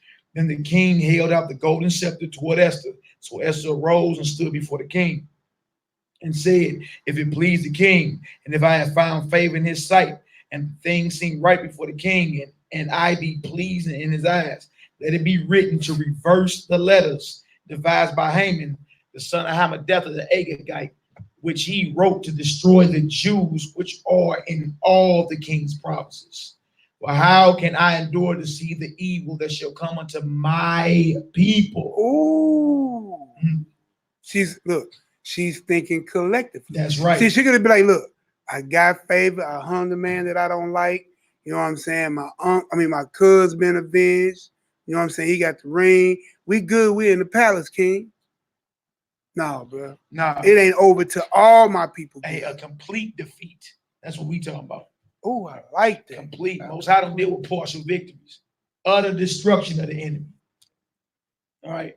Watch this. For how can I endure to see the evil that shall come into my people? Or how can I endure to see the destruction of my kindred? Then the king Ahasuerus said unto Esther the queen and to Mordecai the Jew, behold, I have given Esther the house of Haman, and him they have hanged upon the gallows, because he laid his hand upon the Jews. Write ye also for the Jews as it liketh you in the king's name, and seal it with the king's ring. For the writing which is written in the king's name and sealed with the king's ring may no man reverse. Ooh. Then were the king's scribes called at that time in the 3rd month, that is the month Sivan, on the 23rd day thereof. And it was written according to all that Mordecai commanded unto the Jews, and to the lieutenants and the deputies and rulers of the provinces which are from India unto Ethiopia, 127 provinces, unto every province according to the writing thereof, and unto every people after their language, and to the Jews according to their writing and according to their language. Boy, they didn't have no printer back then, but they was writing them deals out. Yeah, boy. And he wrote in the king Ahasuerus' name and sealed it with the king's ring, and sent letters by post on horseback and riders on mules, camels, and young dromedaries. wherein the king granted the Jews which were in every city to gather themselves together and to stand for their life, to destroy, to slay, and to cause to perish all the power of the people and province that would assault them, both little ones and women, and to take the spoil of them for a prey. So if they would have rose up against y'all when this was out, rise up against them and take everything. Yeah, you both stand up and fight back. That was the decree. Mordecai sealed it. You understand? And they were ordered to stand up. Now, trip off that. You got Israelites in all these provinces, but then you got other nations and kindreds in these provinces being ruled by the Persian Empire as well. They were ordered to stand up and fight against the Jews. Trip off that. Why you think the remaining of them left was like, look, we gonna worship how y'all worship. And y'all God must be real. We gonna become Jews, or we gonna convert to y'all way of living. Because if you wasn't an Israelite, the decree was to stand up and exterminate the Jews, right? So the Jews were ordered at this point, stand up and fight back, slay, kill, and destroy any that come against you. And the remnants who were left over in those provinces that didn't rise up, they like, you know what? We're going to convert to y'all way of living. Because clearly seeing the power of their God manifest. Yeah, hence, that's why you think you see what you call Judaic culture in all these different places. From ancient times in Ethiopia, ancient times. It's Judaic culture in India, ancient times. Shout out to Parazad. Parazad went over to India. You know what I'm saying? Found who you call dark-skinned, what you would think were Indians, you understand? But they keep a Judaic way of life. Trip off that, showing you this right here is real. All right? Now watch this right here. Man, this is powerful. Upon one day in all the province of King Ahasuerus, namely upon the 13th day of the 12th month, all right, which is the month Adar. All right, that's the biblical month we in now. We are in the 12th month of the biblical year. All right, 12th month. The copy of the writing for a commandment to be given in every province was published unto all people, and that the Jews should be ready against that day to avenge themselves on their enemies. So the posts that rode upon mules, camels went out, being hastened and pressed on by the king commandment, and the decree was given at Shushan the palace. Verse 15, Mordecai and the Jews exalted, and Mordecai went out from the presence of the king in royal apparel of blue and white, and with a great crown of gold, and with a garment of fine linen and purple. And the city of Shushan rejoiced and was glad. Now check this out. I want to hit back at that 13. Now look. Now we know, looking at, again, we're not prophesying no days and nothing like that, but I love how it plays out. Because when you deal with Purim, right? You know, we know the fall feast wasn't completed yet. Those are the ones to come, you know, pray that your flight will be in the winter, on the Shabbat. You know what I'm saying? We know the harvest feast, all that. But listen, I love, this just stuck out to me. Check this out. A copy written for a command to be given to every province was published unto all people, right? That the Jews should be ready. Remember, we come back, right? And the armies come back, right? And we get our bodies and we go wage that war. That the Jews should be ready against that day to avenge themselves on their enemies. See the biblical prophetic beauty of that. That's right. To be ready. Okay. You was at 15, just got done. All right, verse 16. The Jews had light and gladness and joy and honor. And in every province and in every city, whithersoever the king's commandment and his decree came, the Jews had joy and gladness, a feast and a good day. And many of the people of the land became Jews, for the fear of the Jews fell upon them. Meaning they converted to our law, statutes, and commandments. Or they became citizens of Judea. Yeah, which means it's the same thing when the kingdom is set up. Any remnant of any Gentile nation that's around, they ain't gonna be able to worship Zeus or worship Buddha. If their life is spared and they ain't decreed the lake of fire, they are going to be Gentile converts. to the children of Israel. That's all throughout the prophecy. So some people saying people become Jews just because they can, well, a Jew according to worship, not bloodline. You know what I'm saying? Just like I can't become Chinese. You feel me? And the last dragon, Leroy wasn't Chinese. Yeah, Leroy. He was, even though his philosophy was that of China, but he was not Chinese. You know what I'm saying? Same way you can convert. That's what's up. That's what all that saying. They became Jews because they converted. Notice the reason they did, because the fear of the Judeans fell on them. Now, what fear? What happened? Verse chapter 9, about to get into what exactly happened. And this is why the fear fell upon them. Well, this so reminds me of the end time, man. Mm-hmm. It's at that wind outside, somebody that's going. Chapter 9 and 1. Oh, yeah, I'm finna get there. You go ahead and start it up. Now in the 12th month, that is the month Adar, on the 13th day of the same, when the king's commandment and his decree drew near to be put in execution, and the day that the enemies of the Jews hoped to have power over them. Because it wasn't just Israelites living in these 127 provinces. You know what I'm saying? Persia had many tribes and ethnicities living amongst them. Sound like American, man. I see Exactly. Such a biblical prophetic thing in That's this right. I That's never saw right. before. You should. All right. Now trip off this. Though it was turned to the contrary, that the Jews had ruled over them that hated them. The Jews gathered themselves together in their cities throughout all the provinces of the king Ahasuerus. Remember, it's 127 provinces, right? To lay hand on such as sought their hurt, and no man could withstand them. For the fear of them fell upon all people. This is why you got those that remained that became Jews. Verse 17, chapter 8 say, for the fear of the Jews fell upon them. Well, why did it fall upon them? All right, verse 2 again, 9 and 2. The Jews gathered themselves together in their cities throughout all the provinces of the king Ahasuerus to lay hand on such as sought their hurt, and no man could withstand them, for the fear of them fell upon all people. That's why. And all the rulers of the provinces and the lieutenants and the deputies and officers of the king helped the Jews, because the fear of Mordecai fell upon them. For Mordecai was great in the king's house, and his fame went out throughout all the provinces. For this man Mordecai waxed greater and greater. Thus the Jews smote all their enemies with the stroke of the sword, and slaughter and destruction, and did what they would unto those that hated them. Sounds like Judgment Day is coming. Judgment Day is coming. Verse 6. And in Shushan the palace, trip off this, let's keep track of these numbers.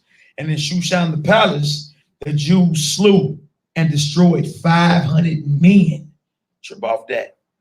There still were 500 men that were in Shushan where the decree went out to reverse the execution. 500 men still was willing to destroy our people, right?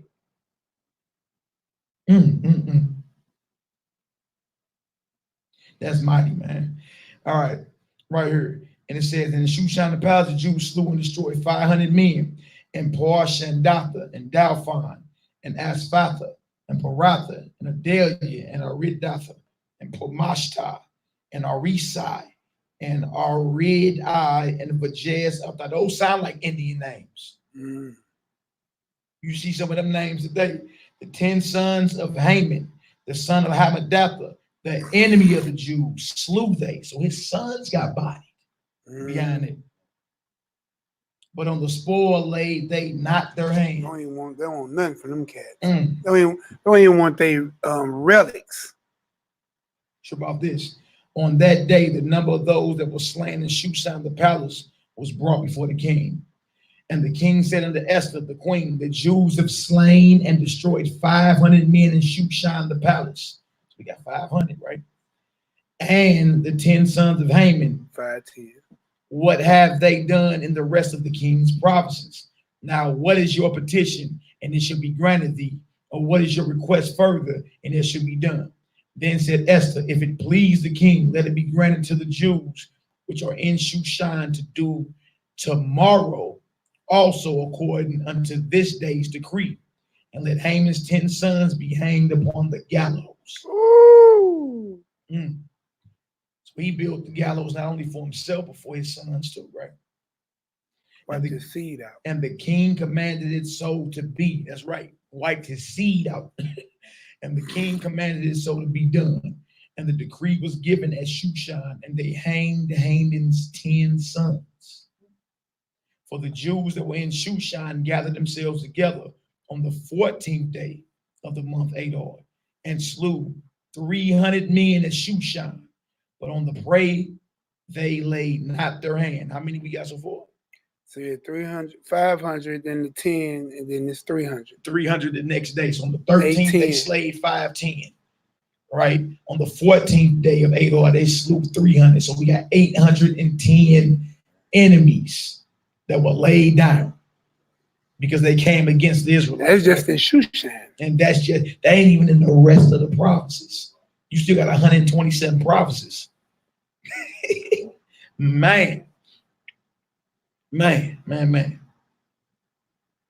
All right, verse I'm in Hebrew. 16. But the other Jews that were in the king's provinces gathered themselves together and stood for their lives and had rest from their enemies and slew of their foes 75,000.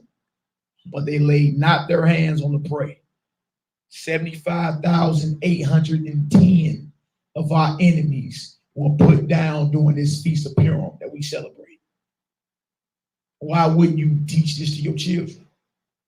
And look, in an age where our children get killed going to the store, or police kill our children for playing with water guns, or the police kill, Mike Brown and Eric Gordon and many other, Sandra Bland and all that, right? Why wouldn't you read and raise your children up knowing that those who plot against us, they got a horrible judgment coming? That's right. That's 75,810 of our enemies that will plot to destroy us were put down. Why wouldn't you celebrate this? How could they want to get at Mordecai and his people? 75,810 of your enemies. So think about for every... All praise to the Most High. Yay! Have it up for the Most High. All praise. All praise. All praise. And just think, for every one Mordecai, 75,000 enemies died. Now imagine that. And you saw it also. For one Mordecai. For one Mordecai. Wow. There was 75,810 enemies put to death. Now go back to the movie The Matrix, right? The last one, right? Yeah. Remember they were saying there, is it this many machines? And what did Morpheus say? Yes. He said one for every man. Yeah, boy and child. That's just like what a machine would do. Yeah, so this much enemy should perish. Cause listen, they outnumbered us anyway on this side of the continent. And listen, they brought horrors upon our people out. From the time they put us on a boat through the ride, all the way to here, and over the centuries. I ain't say the decades. I ain't say the years. Over the centuries. The payback is gonna be real. For real. Hey, everybody playing their part. I keep trying to told you. All right, what you want to do, Blue? With the 10 to the dates. The Feast of Purim, verse 18. Verse 17. On the 13th day of the month Adar, on the 14th day of the same rested day, it made it a day of feasting and gladness. All right. So 13th of Adar, the 14th of Adar, you understand? That's coming in. That's starting Sunday evening, going over into Monday. You understand? And we're gonna be feasting. You're gonna be feasting, thanking the Most High and bringing this into memory. And going out in these streets and listen, holler our people so that the fear of the Most High hit those people, you know what I'm saying, and become what? Israel. We're going to holler at Israel. We're going to get our people together. We're going to help our people. All right. Verse 18. But the Jews that were at Shushan assembled together on the 13th day thereof, and on the 14th day thereof, And on the 15th day of the same, they rested and made a day of feasting and gladness. 13th, 14th, and 15th. They kicked. All right. Both in the unwalled towns made the 14th day of the month Adar a day of gladness and feasting and a good day, and of sending portions one to another. There you go. Sending portions, sending gifts. And we get gifts one to another during this time. Nothing wrong with it. All right. And Mordecai wrote these things and sent letters unto all the Jews that were in all the provinces of the king Ahasuerus, both near and far, to establish this among them, that they should keep the 14th day of the month Adar and the 15th day of the same yearly. Yeah. It's a memorial. Yeah. 14th and 15th yearly. All right.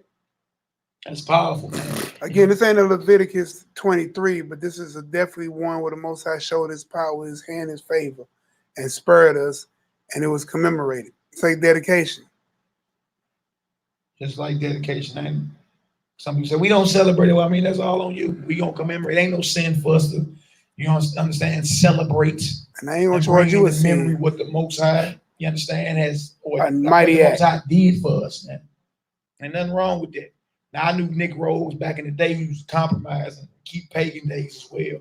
Kind of say, well, you know, we as a people, we got together, we ordained feasts that wasn't in Leviticus 23. So why can't we do Thanksgiving and, you know, Christmas? As long as my people, as long as the food I'm eating is not pig and catfish, if my family cook clean food for me, why I can't go over there for Thanksgiving and Christmas? After all, the Feast of the Dedication ain't Leviticus 23, neither is Purim.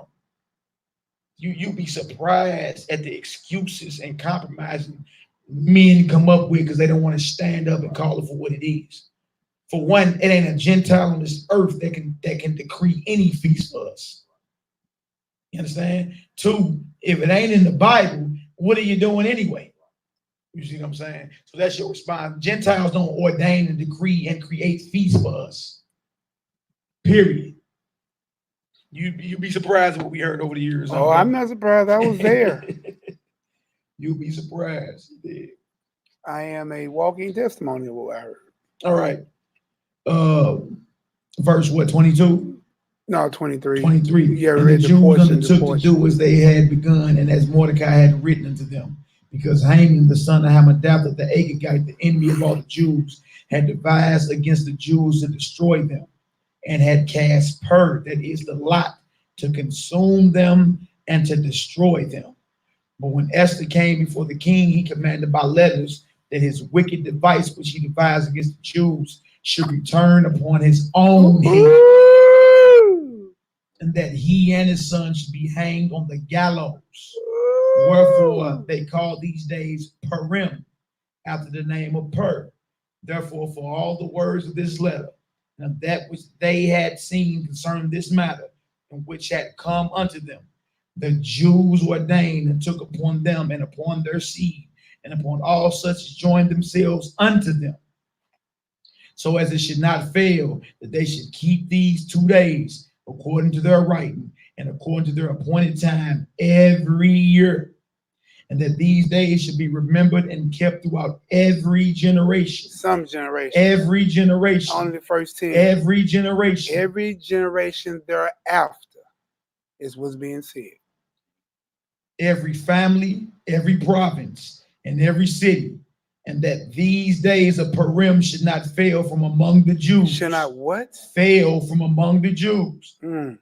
nor the memorial of them perish from their seed. So those who don't want to keep it, you are bringing the very opposite. Now, if you say you believe the Bible, you believe the book of Esther, then you should be keeping it. Mm. I'm saying that's what you say. Why wouldn't you? That's the whole point.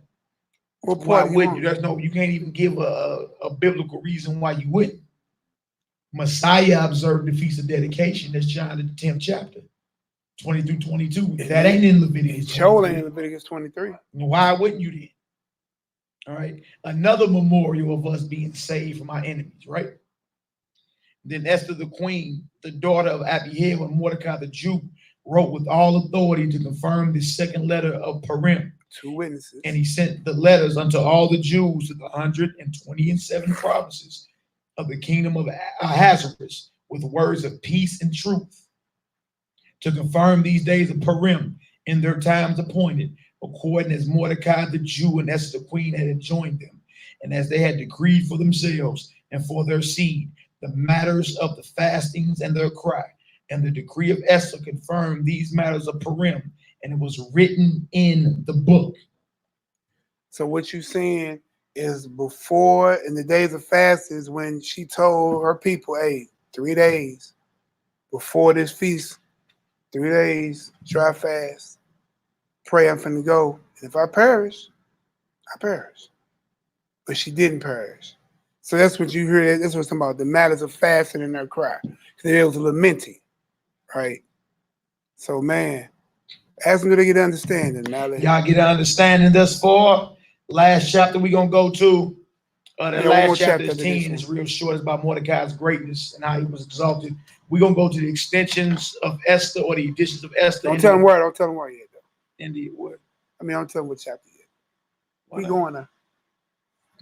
We don't want to read the punchline before we get to it. No. I mean, hey, it's all unfolded now, brother. What you mean? All right, y'all. After this, we going to the Apocrypha. We're going to go to the extensions. The additions. I'm tripping. Extensions, Lord have mercy. The additions to Esther, right? And the Apocrypha. We're going to go to that chapter 14. Ooh, we're going to get to the punchline. Yeah, and this is for y'all to still condone, you know, the interracial marriage and all that. Because, I mean, that's what they let it go to and say, you know what? Esther was a Hebrew from the tribe of Benjamin. But King Ahasuerus was a Persian. More than likely a Elamite. An East Indian. So Esther chapter 10, verse 1. Esther chapter 10, but... Are we going straight to 14? 14. Oh, okay, okay. Get to 14. This is Esther's prayer. Remember chapter 5, she went into the king. But remember, she had to fast 3 days, remember? Now, this is her prayer doing that. All right. So look, I want y'all to see we here the additions of Esther. Let's get to that deeper understanding of what's going on. And listen. And this again, y'all, this is in between what is that, chapter 4 and 5? And 5. Chapter 4 and 5. Remember, she had to go. Told the people to pray for her. Yeah, she had to fast 3 days. All of them had to fast 3 days. Remember, she said, if I die, I die. I perish, I perish. You know what I'm saying? Then I'm going to go in. But during her 3 days of fasting, this is her prayer about the situation. All right? And this is something brothers never go into. Right? Trip off her mindset. Right? This be the mindset in you. Trip off if she liked being married to a heathen. Uh-oh. Da, da, da. All right, let's get her done. All right, Esther, the editions of Esther in the Apocrypha, chapter 14. We're going to start at verse 1. Queen Esther, also being in fear of death, resorted unto Yahweh. Stop. That's how you know Mally is not off in his timeline. That's what he's telling you. This is Esther. Being in fear. The only part we read that she was in fear of her death was only that one part where she knew she had to go before the king without his permission. That's right. So that should be very plain and clear. This is not after the fact. There's no histories of her. They won after that. Haman's dead. The decree is reversed. So for this to fall in play, now you see how it's to fall in time. It was right there. Was only one point she was in fear of her death in this whole story. And that's when she had to go before the king unannounced. Go ahead, Al. And laid away her glorious apparel and put on the garments of anguish and mourning. Uh-oh. And instead of precious ointments, she covered her head with ashes and dung. And what? Bobo. So listen, I told you there was even a deeper. Now we understand about the turn of the rent of the garments. We know about the sackcloth, right? Because these are called the garments of anguish, right? And we know about the ashes. But she even went down and made herself Lord and Bobo. She denied her flesh. She went to the lowest of low and then went lower than that. See, people understood that you are not even worthy to be in the presence of the Most High. You know what I'm saying?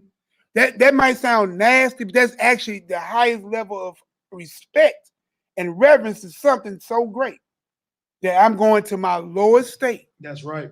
Because I was made from that lowest state. That's right. And I was worthy enough to be thought of. Let me go as low as I can go to come even before you. That's right. Dung, bruh. Dung. Wonder what kind of dung that was. What kind of dung? That's it. That's a whole nother question right there. Bro, hey. It did. And look, read the next from common to common. And for y'all that don't know, March 8th through March 9th. So the evening of March 8th is the beginning of the 14th of Adar. All right. The evening of March 9th is the beginning of the 15th of Adar. All right. So March 8th all the way through March 9th. All right. It's not a Sabbath. Sunday evening. All right. It's the beginning of the 14th day. You take that Sunday all the way up to Monday evening. That's the beginning of the 15th day. You take that Monday evening all the way up until what Tuesday. Is that? Tuesday, right before sundown. Tuesday is when the feast ends. All right. So all day Tuesday, all day Monday. You feel me? And even Sunday evening. Keep this in memory. Eat good, eat lawful. But remember what the Most High did. Put down 75,810 of our enemies. Play this video in the background at your house. That's right. All right. Verse, trip about this. She covered her head with ashes and dung, and she humbled her body greatly. There you go, right there. You see it out? She humbled her body greatly. There's no lower you can go than that. Let's get it. And all the places of her joy, she filled with her torn hair. She pulled her hair out. For being married. It's no different when you get to Ezra. Didn't that prophet do the same thing? When he had heard, and you have to read Ezra chapter 9, when he had heard that Israel was laying with these heathens, and he plucked his own hair and beard out, and he had to take a seat. It was grievous for us to be mating with these other nations. And then trip off today we do it like it's and then trip off this though. It's even deeper. This is a woman. Her is her glory. This woman straight, she's the queen. She straight snatched her hair out her head. And the bird is the man. Filled the whole place with her torn hair. Yeah. Put ashes and bobo on herself. And she prayed unto the Most High. Elohim of Israel, saying, "O my master, thou only art our king." See, this is why Morty didn't want to bow. Because Morty understood this. Know how? Because Morty had to teach her this. Because he raised her. Big Cuz raised her. Go ahead. Help me. Man. Help me, desolate woman, which have no helper but thee. See? For my danger is in mine hand. From my youth up. Oh, here we go. From my youth up, I have heard in the tribe of my family that thou art master. Tookest Israel from among all people, and our fathers from all their predecessors, for a perpetual inheritance.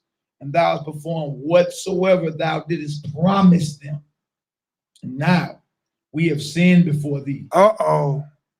Therefore hast thou given us into the hands of our enemies, because we worship their gods. O Yahweh, thou art righteous.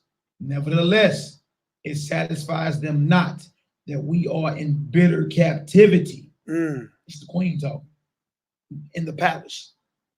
But they have stricken hands with their idols. And she's winning. Technically, you would call she's winning. But she called herself desolate. Humbled her body, the clothing of anguish, ash and boo-boo. That's right. That they will abolish the thing that thou with thy mouth hast ordained, and destroy thine inheritance, and stop the mouth of them that praise thee, and quench the glory of thy house and of thine altar, and open the mouths of the heathen, to set forth the praises of the idols, and to magnify a fleshly king forever. O Yah, Give not thy scepter unto them that be nothing. Ooh. Give not thy scepter unto them that be nothing. And he said, those other people that are from Adam are what? Like a spittle. They are nothing. See that? Even in this time, now she's past Solomon. Solomon came, gone, died, and moved on. Still, this mindset is there. Give not thy power unto them that be nothing, and let them not laugh at our fall, but turn their device upon themselves and make him an example that have begun this against us. Remember, oh YAHUDAHS, make thyself known in time of our affliction, and give me boldness, O King of the nations and Master of all power. Give me eloquent speech in my mouth before the lion. Turn his heart to hate him that fighteth against us, that there may be an end of him and of all that are like-minded to him. But deliver us with thine hand, and help me that am desolate and which have no other helper but thee. Thou knowest all things, O Yah. Thou knowest that I hate the glory of the unrighteous. I love it.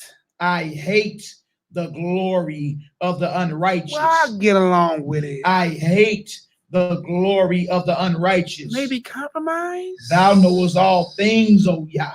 Thou knowest that I hate the glory of the unrighteous. My Lord. And abhor and hate the bed of the uncircumcised.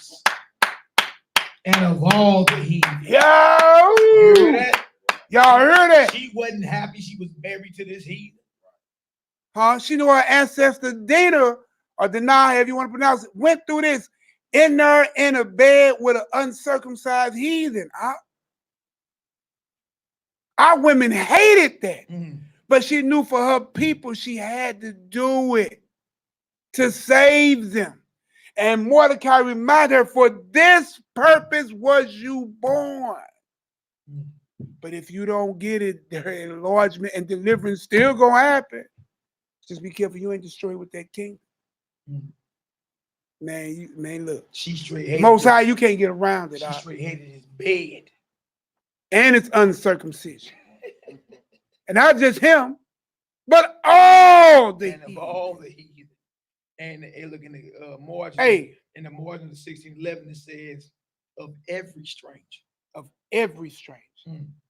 Hey, look, let me get a 9 if y'all got even more understanding than you had the day before. That the Most High even more so through his word has revealed to us that we are not to be bed buddies with the heathen. Come on, man. It's 2020. You know better. You know better. Even Esther said, I hate it. You feel me? I'm in this position because it was ordained. You know what I'm saying? To save my people. But in her prayer, she said, look, I hate that. You know I hate it. Coming from a woman who put boo-boo on her head. Boo tore all of her out and filled her whole room with her hair. I bet not hear none of y'all try to compromise loving the heathen no more. When the woman who saved y'all asses. You heard me, Nick? By putting ass droppings on her. Exactly. Boo-boo of something, either animal or human dung. Come on, man. Ass dropping. Come on, man. I bet not catch an Israelite talking about, I love the white woman, or I love the white man in my bed. You the type of Israelite should have died. You the type of Israelite that Maccabee old man killed for going there and integrating you that worship at that altar. Lay down. You the type of Israelite that would have got killed by an Israelite trying to, Phineas in Numbers 25. Oh, he took that javelin between old boy shoulder with that Moabite woman, man. Please, boy, off with your head. And he got an everlasting covenant behind it, an everlasting priesthood. Boy, Number 25, dude showed up with the Moabite woman. He said, what? To the zeal of the Most High jumped on him. He took his javelin, and while he was in bed with the woman, hit him through his back, his stomach, and hers. And left him there. See that? You need them scriptures, Negroes, like the duck. Because as long as we ever done heard about Purim or taught Purim, Nobody went here. We don't go into the editions of Esther. Nobody goes here. Into her prayer. See, all we know is back in Esther, you know what I'm saying, that she said she was going to fast 3 days. You know what I'm saying? Everybody else fast. And if I die, I die, but I'm going in there. This is her prayer. Them 3 days she was fasting. Well, P said that dude got pinned to his sin forever. Yeah, real talk. I'm going to read 15 again. Remember, she's praying to Yah. Praying to the Almighty. And mind you, her prayers are getting answered at every point. That's right. Every point you see, every point she made in this prayer got answered. Hallelujah. How you think it became short here? Hallelujah. I'm so excited I can't get my hands. I know you over at Nehemiah for an ounce. Boy, I'm excited, brother. You know, it's right up my alley right here. I'm telling you, yesterday I said, bro, we got this. That's the hit. Boy, I said, read that. Boy, we had to sup behind this bringing out, boy. Oh yeah, we strategically planned to bring y'all this today. Yeah, exactly. I hit the bro yesterday. I said, bro, you know we gotta hit them histories. They last little stronghold is, but y'all celebrate Purim, don't you? And look, Esther had a Gentile husband. I said, bro, we got to read the editions of Esther, chapter 14. Well, we sat down there, but we toasted up some wine, ate some food. Yeah, ordered some pizza. And Bo was like, whoa! Hey, man. I'm telling you, hey, look, grown men loving the Lord, feasting and eating, and enjoying this word like we was in the streets. That's right. You know what I'm saying? We wasn't. You know what I'm saying? But bro, like feeling that good, having a great time in the word of God. Because our people don't go here. We done taught many of the classes. We done did many of the conversations. We done had many of the debates. But ain't nobody going here. So next time they read and run that, send them right here to the Apocrypha. It don't even get brought up. And they can't deny because most of them believe in the Apocrypha. Because they kept the Feast of Dedication. You got to believe in the Apocrypha. See, then what you'll find out, they only like the books that they like. They're more partial book believers. So if they're a partial book, their faith is partially what? Compromised. Then what you do with that type of Israelite? Run, buddy. You hear me say, what it say? Thou knowest all things, O Yahweh. Now, look, thou knowest that I hate the glory of the unrighteous and abhor the bed of the uncircumcised and all of these. 16, thou knowest my necessity, for I abhor, I hate the sign of my high estate. She even shunned her queenship. Which not today's people. They want to keep their high status and jobs and soliloquies and all that stuff. No. She didn't love none of that. My fault. Thou knowest my necessity, for I abhor the sign of my high estate, which is upon my head. Hated that crown. And in the days wherein I show myself, and that I abhor it as a menstruous rag.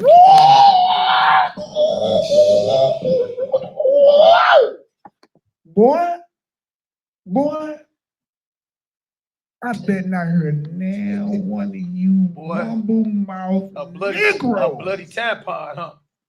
Boy, she hated this so bad she compared it to a bloody Q-tip. Bloody tampon, Kotex, rag, sanitary napkin, sponge, sanitary cloth, whatever you want to call it. The blood of a woman in her menstrual cycle throughout all the scriptures is her most unclean, set apart time.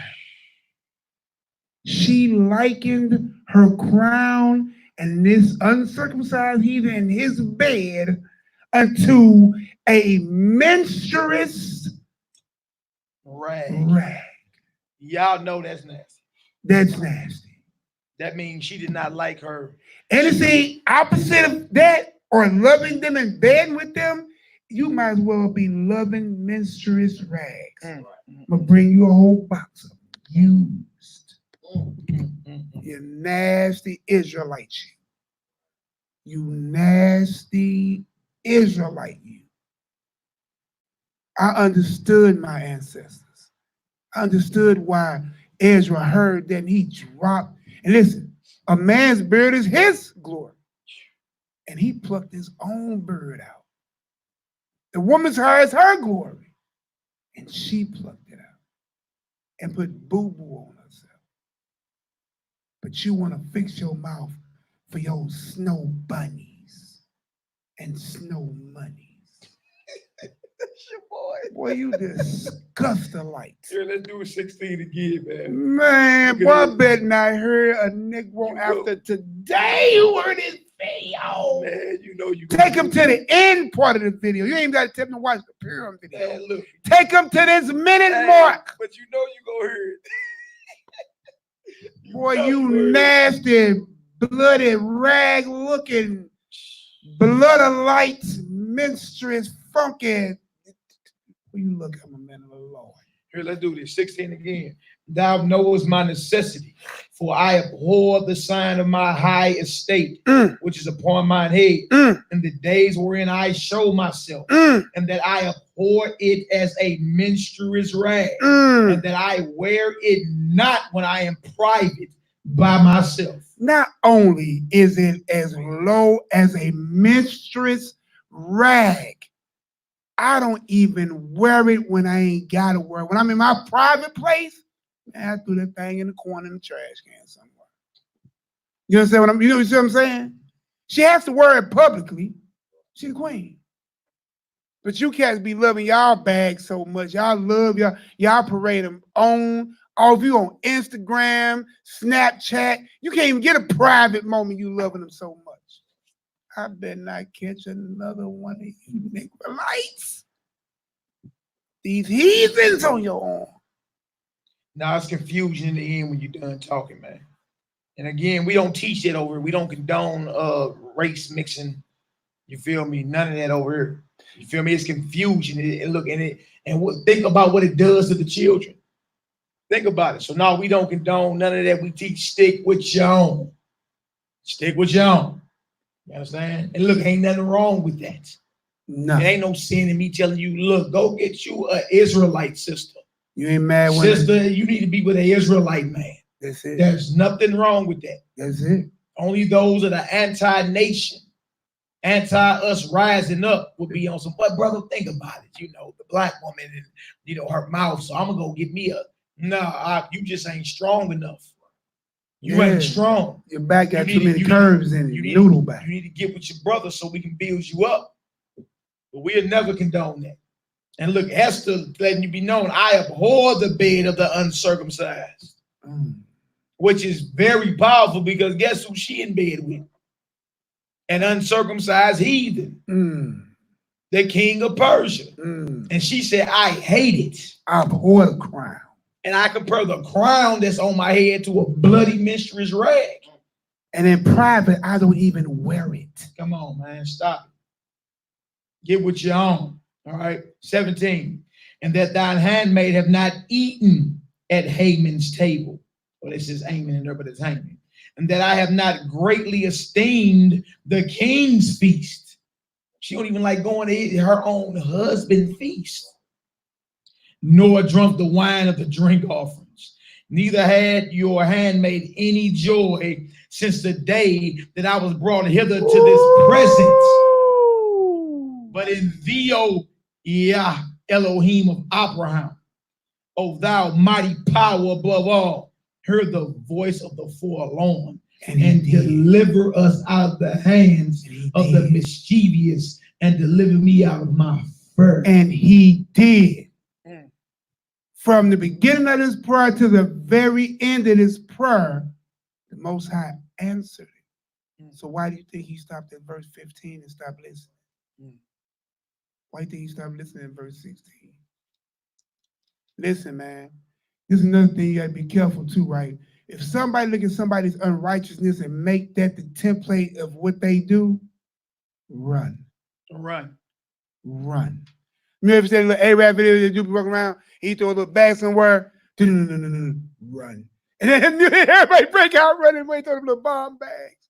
Bro, run. Real talk. Because listen, nobody runs around here and say, well, I'm gonna be an adulteress because David was one. See, that's how you know people is not even sincere in their wickedness. Right. And everybody run around and say, look, I'm gonna be a murderer because King David was one. They're not even righteous in their unrighteousness. Like if you're gonna be King David all the way and do everything King David did. Don't sit and say, well, he had this, and Solomon had that. What Solomon did with these wives was so bad that it rent the kingdom in half. That's right. To a fact, it took hundreds of years in civil wars for the king of kings of Israel to come down to gather the lost sheep and the house of Israel back together to one stick. That's how bad that split. That split was so bad that Solomon did by messing with these other nations' women that it took the king of glory on high to come down to fix it. That's how bad that got. You see what I'm saying? So with that being said, man, listen, there ain't no way in the world any of y'all can fix y'all mouths this day going forward. Didn't really have no ground to stand on anyway, but even more so. Yeah. You have lesser ground. You're not gaining, you're losing more. Leave these other nations alone. We were never supposed to be like them. We're supposed to be celebrating and ready to war against those nations that came up against us. That's the prophetic part. I just got it. I never even saw. I read it many times, but it felt totally different today because you're supposed to be ready. This Purim is a day you're supposed to be ready to wage war against those nations that came up against you. Not, come here, let me hug you. Can we go lay together? Ooh. Anyway, if y'all got some understanding, overstanding, circumstanding, let me get a 7. 7 completion. That means you got complete understanding. Give me a 7. And then I can hallelujah this thing and close it on out. Yeah, go ahead and get these prayers off real quick. You know what I'm saying? All right. Well, Anna, you can't be putting no more pictures up on Facebook, girl. That's all I'm saying. That's all I'm saying. I'm joking, though. Yeah, and look, y'all reread that addition to Esther chapter 14. And then he go hard. And look, let that mind be in you sisters that was in Esther or Hadassah. Boy, you know, I think about, Samson dad. Boy, he said, boy, out of all the daughters of Israel, you can't find one? That's right. Surely you can find one. You can put a picture up on Facebook. I enjoy your pictures. We ain't getting to St. Louis. Hurry up. All right, y'all, man. We got mad love for y'all. And I hope y'all got a lot of edification and also a new discovery of something you probably didn't have before. You see what I'm saying? Yep. Iman, stop laughing at me. Iman, stop laughing. Leave the old man alone. But we ready to get this prayer in? Yeah, let's go ahead and get her in. All right, y'all. We're finna get on these knees and pray to the Most High. Bring all our loved ones before the mercy seat of the Most High. All praises. All right. Y'all willing, we right back up tomorrow evening. Come. By 8 o'clock Central Standard Time. Go bring the Shabbat in. Bring the Shabbat in with our family. On the Shabbat high noon. We starting high noon Central Standard Time from now on the Sabbath. You know what I'm saying? So y'all get on up early. Y'all that's local, get on down here. And then Sunday morning, you dig, around 10 o'clock, we're going to meet up down here at the HQ, and we're going to go and give all less fortunate people. And, it says something about sending gifts and portions. Yeah. So we're going to be giving away gifts and all that to who they deem is less fortunate. That evening, Sunday evening, is the beginning of the 14th day. We're going to be down there feasting. Monday evening is the beginning of the 15th day. More than likely, we right back down there feasting. And the feast don't end until Tuesday, right before sundown. They did the Feast of Purim, where the Judeans was delivered from the plot of their enemies. And because of one man, 75,810 of our enemies got put down. You see? Beautiful. Take your mouth off the children of the Almighty. You dig? So how about we enjoy this, teach it to your children? You know what I'm saying? And it's also a powerful faith booster for the sisters in Israel. You know what I'm saying? It's time for y'all minds to transform as well. Y'all minds supposed to be likened to these sisters, the Hadassah, Esther, Judith, Deborah, you know what I'm saying? Sarah, Rebecca. It's plenty of sisters in the scripture. You know what I'm saying? That the Most High, the mother of 7 sons, plenty of sisters in the scripture whose mindset was not that of Babylon that you have today. They didn't even compromise. Esther just tore her out, which is major because a woman's glory is her. She tore her out, filled the entire room with her hair, then put bobo on her head. Along with ashes, fasted for 3 days and told and prayed to the Most High, said, you know, I hate the bed of the uncircumcised.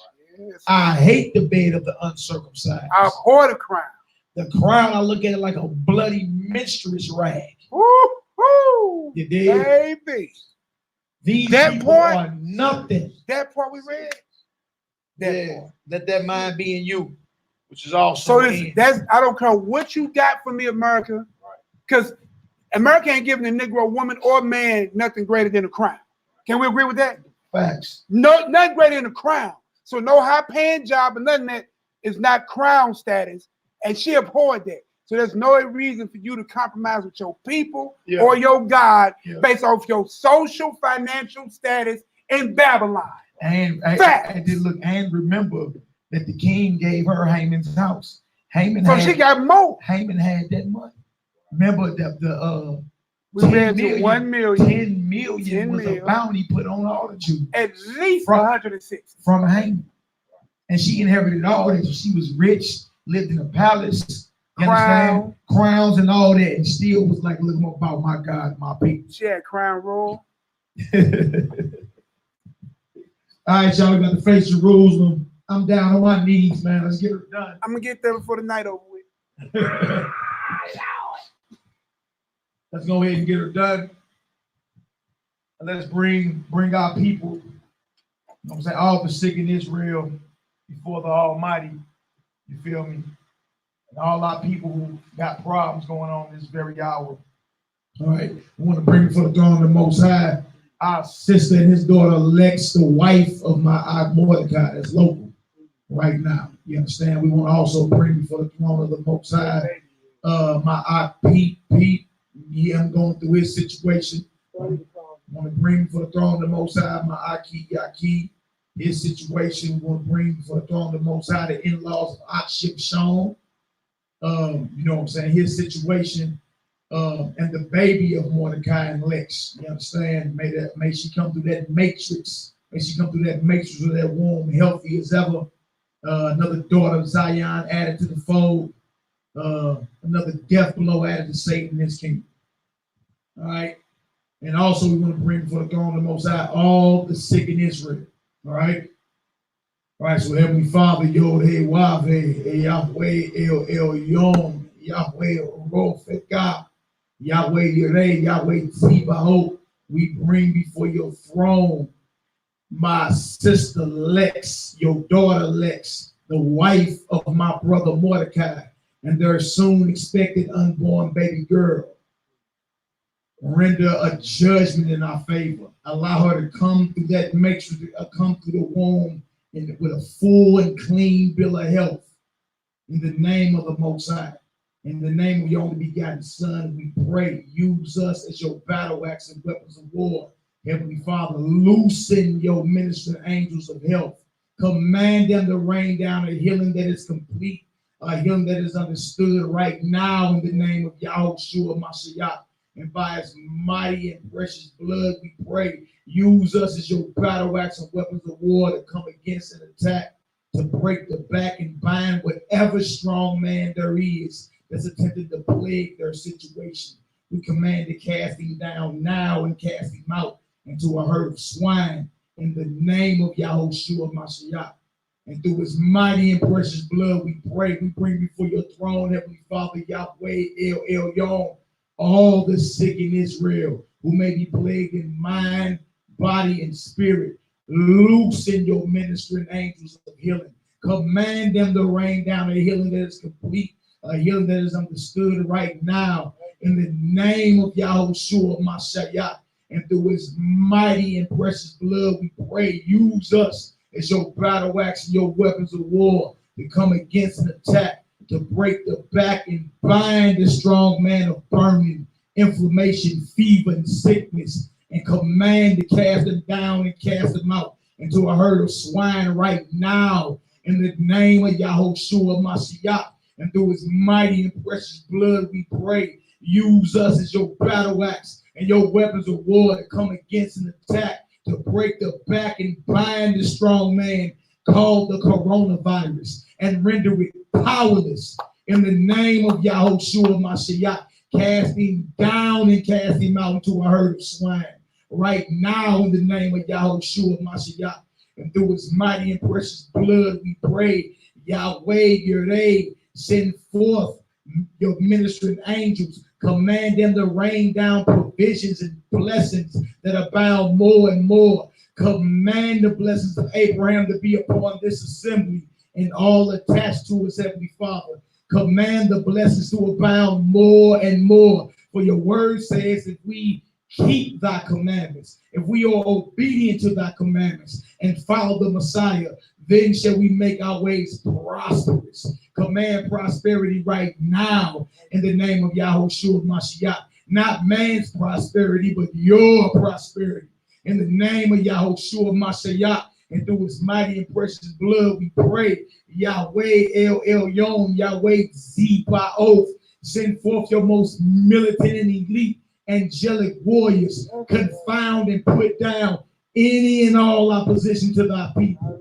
Any and all in opposition to the followers of thy dear beloved Son, Heavenly Father. Confound and put down the seen and unseen, physical and spiritual, visible and invisible, tangible and intangible. Send forth your heavenly hosts and render a judgment in our favor right now, right now, right now, in the name of Yahushua Mashiach. And through his mighty and precious blood, we pray. Use us, Heavenly Father, to come against an attack, to break the back and bind the strong man that's plaguing our enemies in this very hour, whether it be Israelite or Gentile, foreign or domestic. Use us to come against the strong man of hatred, hypocrisy, pride, ego, slander, and tale-bearing, and murder. Use us to break his back and bind him and render him powerless and cast him down and cast him out to a herd of swine. Right now, in the name of Yahushua Mashiach, and through his mighty and precious blood, we pray. Use us as your battle axe and your weapons of war to raise the dead, cast out devils, cleanse lepers, and heal every manner of sickness. In the name of Yahushua Mashiach, and through his mighty and precious blood, we pray. Your word says, knock and it shall be opened.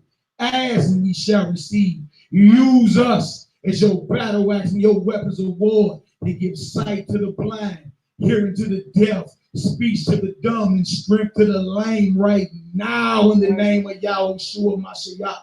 And through his mighty and precious blood, we pray. Yahweh El Elyon, Yahweh Zebaoth. Use us as your battle axe and your weapons of war to cast down and stomp out serpents, scorpions, principalities, Leviathan, and every ruler of darkness right now in the name of Yahushua Mashiach. And through his mighty and precious blood, we pray. Yahweh El Elyon, use us as your battle axe and your weapons of war to come against, attack, break the back. Use us as your battle axe to give sight to the blind. Use us as your battle axe that in our very shadow and presence, the devils cry out and flee, and your people are delivered in the name of Yahushua Mashiach. And through his mighty and precious blood, we pray, let the sign of the prisoner come before thee in this very hour. According to thy power, Yah, preserve thou those who are appointed to die, and render into our bosom sevenfold the reproach, or with they reproach thee, O Yah. So we, your people and sheep of your pasture, will give thee praise forever. We will magnify your praise unto all generations. Hallelujah. Say la, Yahoo. Yeah. Real thingness. Let's get it done. You gotta get her up first. Yeah, you know what I'm saying, bro? You know what I'm saying? Get militant in your prayers, Zion. Yeah, Come against attack, break the back, and bind every strong man, every demon, every principality. You understand? That's plaguing your loved ones and even your enemies. right. Messiah say, whatever you bind on earth will be bound in heaven. Whatever right. you loose on earth will be loosed in heaven. We binding and loosening that. You dig? And you're going to see great results. Great results. Use us as your battle axe and your weapons of war to come against attack, break the back, and bind the strong man called the coronavirus in every plague. Render it powerless. Cast it down and cast it out to a herd of swine. You understand? Hey, 1,000 shall fall at this side and 10,000 at your right side, but it shall not come near thee. Only with your eyes shall you behold and see the fall of the wicked. You dig? So all praise and glory now to the Most High, the only creator and possessor of all things. And y'all, Messiah say all power and authority be given to him in heaven and in earth. So this ain't black power, it's a Mashiach power. Yeah. We're gonna bust our spiritual guns and flex our authority in him. You know, we here to step on Satan's neck and break his back by Hashem and Mashiach Yahushua. Hashem, yeah. Pray y'all got edified. Nehemiah, any last words, brother? Man, what can I say behind all that? Hey, look, man, I really, really enjoy having these hot topic classes with y'all, man. These are the conversations that we need to have in Israel to edify, to purify, to solidify us as a nation. Anything outside of us is what has destroyed us. History, the Bible has shown us that from time and time again. The addition of anything else outside of what the Most High has given us has truly destroyed us. So in order to defeat the enemy, you must shed the enemy. You can't be likened unto him, but you have to be, against him. You can't, there's no gray area in this. You know what I'm saying? So everything from the physical to the spiritual, you gotta let it go. If it's a heathen mindset, let it go. If it's a heathen holiday, let it go. If it's a heathen relationship, let it go. Yeah, I said it. The Bible shows it. You know what I'm saying? In Ezra and Nehemiah, look, they put away those children and those women out of those type of marriages. So I stand on the word of God. It might hurt somebody's feelings. And somebody gonna say, well, I didn't know, man, I wasn't in the truth. Well, you still ain't in the truth. You still trying to keep that back. I mean, that's as it's written. Because you don't see nobody saying, stay.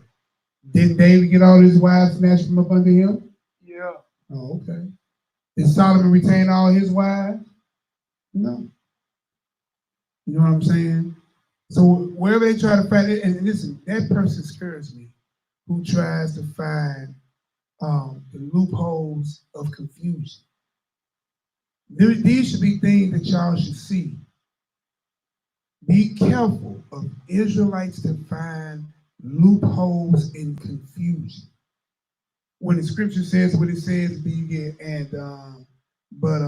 I think, I believe, I feel. I'd be like, I'm gone. You hear me? Well, I think, I believe, I feel. Well, guess what, bro? Don't even worry about it. I'm gone. That's all. So, man, I love y'all indeed and truth. Man, we'll get on up out of here. Get some rest in. Get ready to enjoy this Shabbat day. It's actually a fun-filled weekend here in St. Louis. We'd be up at the 70-degree mark on Sunday. What? Boy, yeah, Did you see that? The Most High opened up the heavens, boy, warmed it up. Crack that barbecue pit on up, boy. We right back But at barbecue on I it. don't like when they say crack the barbecue pit up. Well, you know what I'm No saying, more, man. You Come know on. why, man? Oh, Because technically. they make me barbecue. Yeah. That's all it is. Ain't nothing wrong with it. I just know I'm always the one that go home smelling like Me, charcoal. but with last week, Oh, that was you. That was you. You started it all. All right, come You on, know. man. But no, man. But listen, real talk. We talking, man. We actually really enjoy it, man. Just look on humble. Hey, bro, let's barbecue and invite everybody up to the assembly and let's just get it in. So, man, I love y'all, man. I can't wait to fellowship with y'all, man. Passover's right around the corner. Purim, if you're gonna make it here, is right around the next day. The next day. Hey, but look, reminder, Passover information is in the description box. Let's get it, y'all. All right. Out. So hopefully we see you sooner than later. All right. Don't be a stranger. And if you having problems with anything, man, just give us a call. And if we can't figure it out, we'll get it figured out.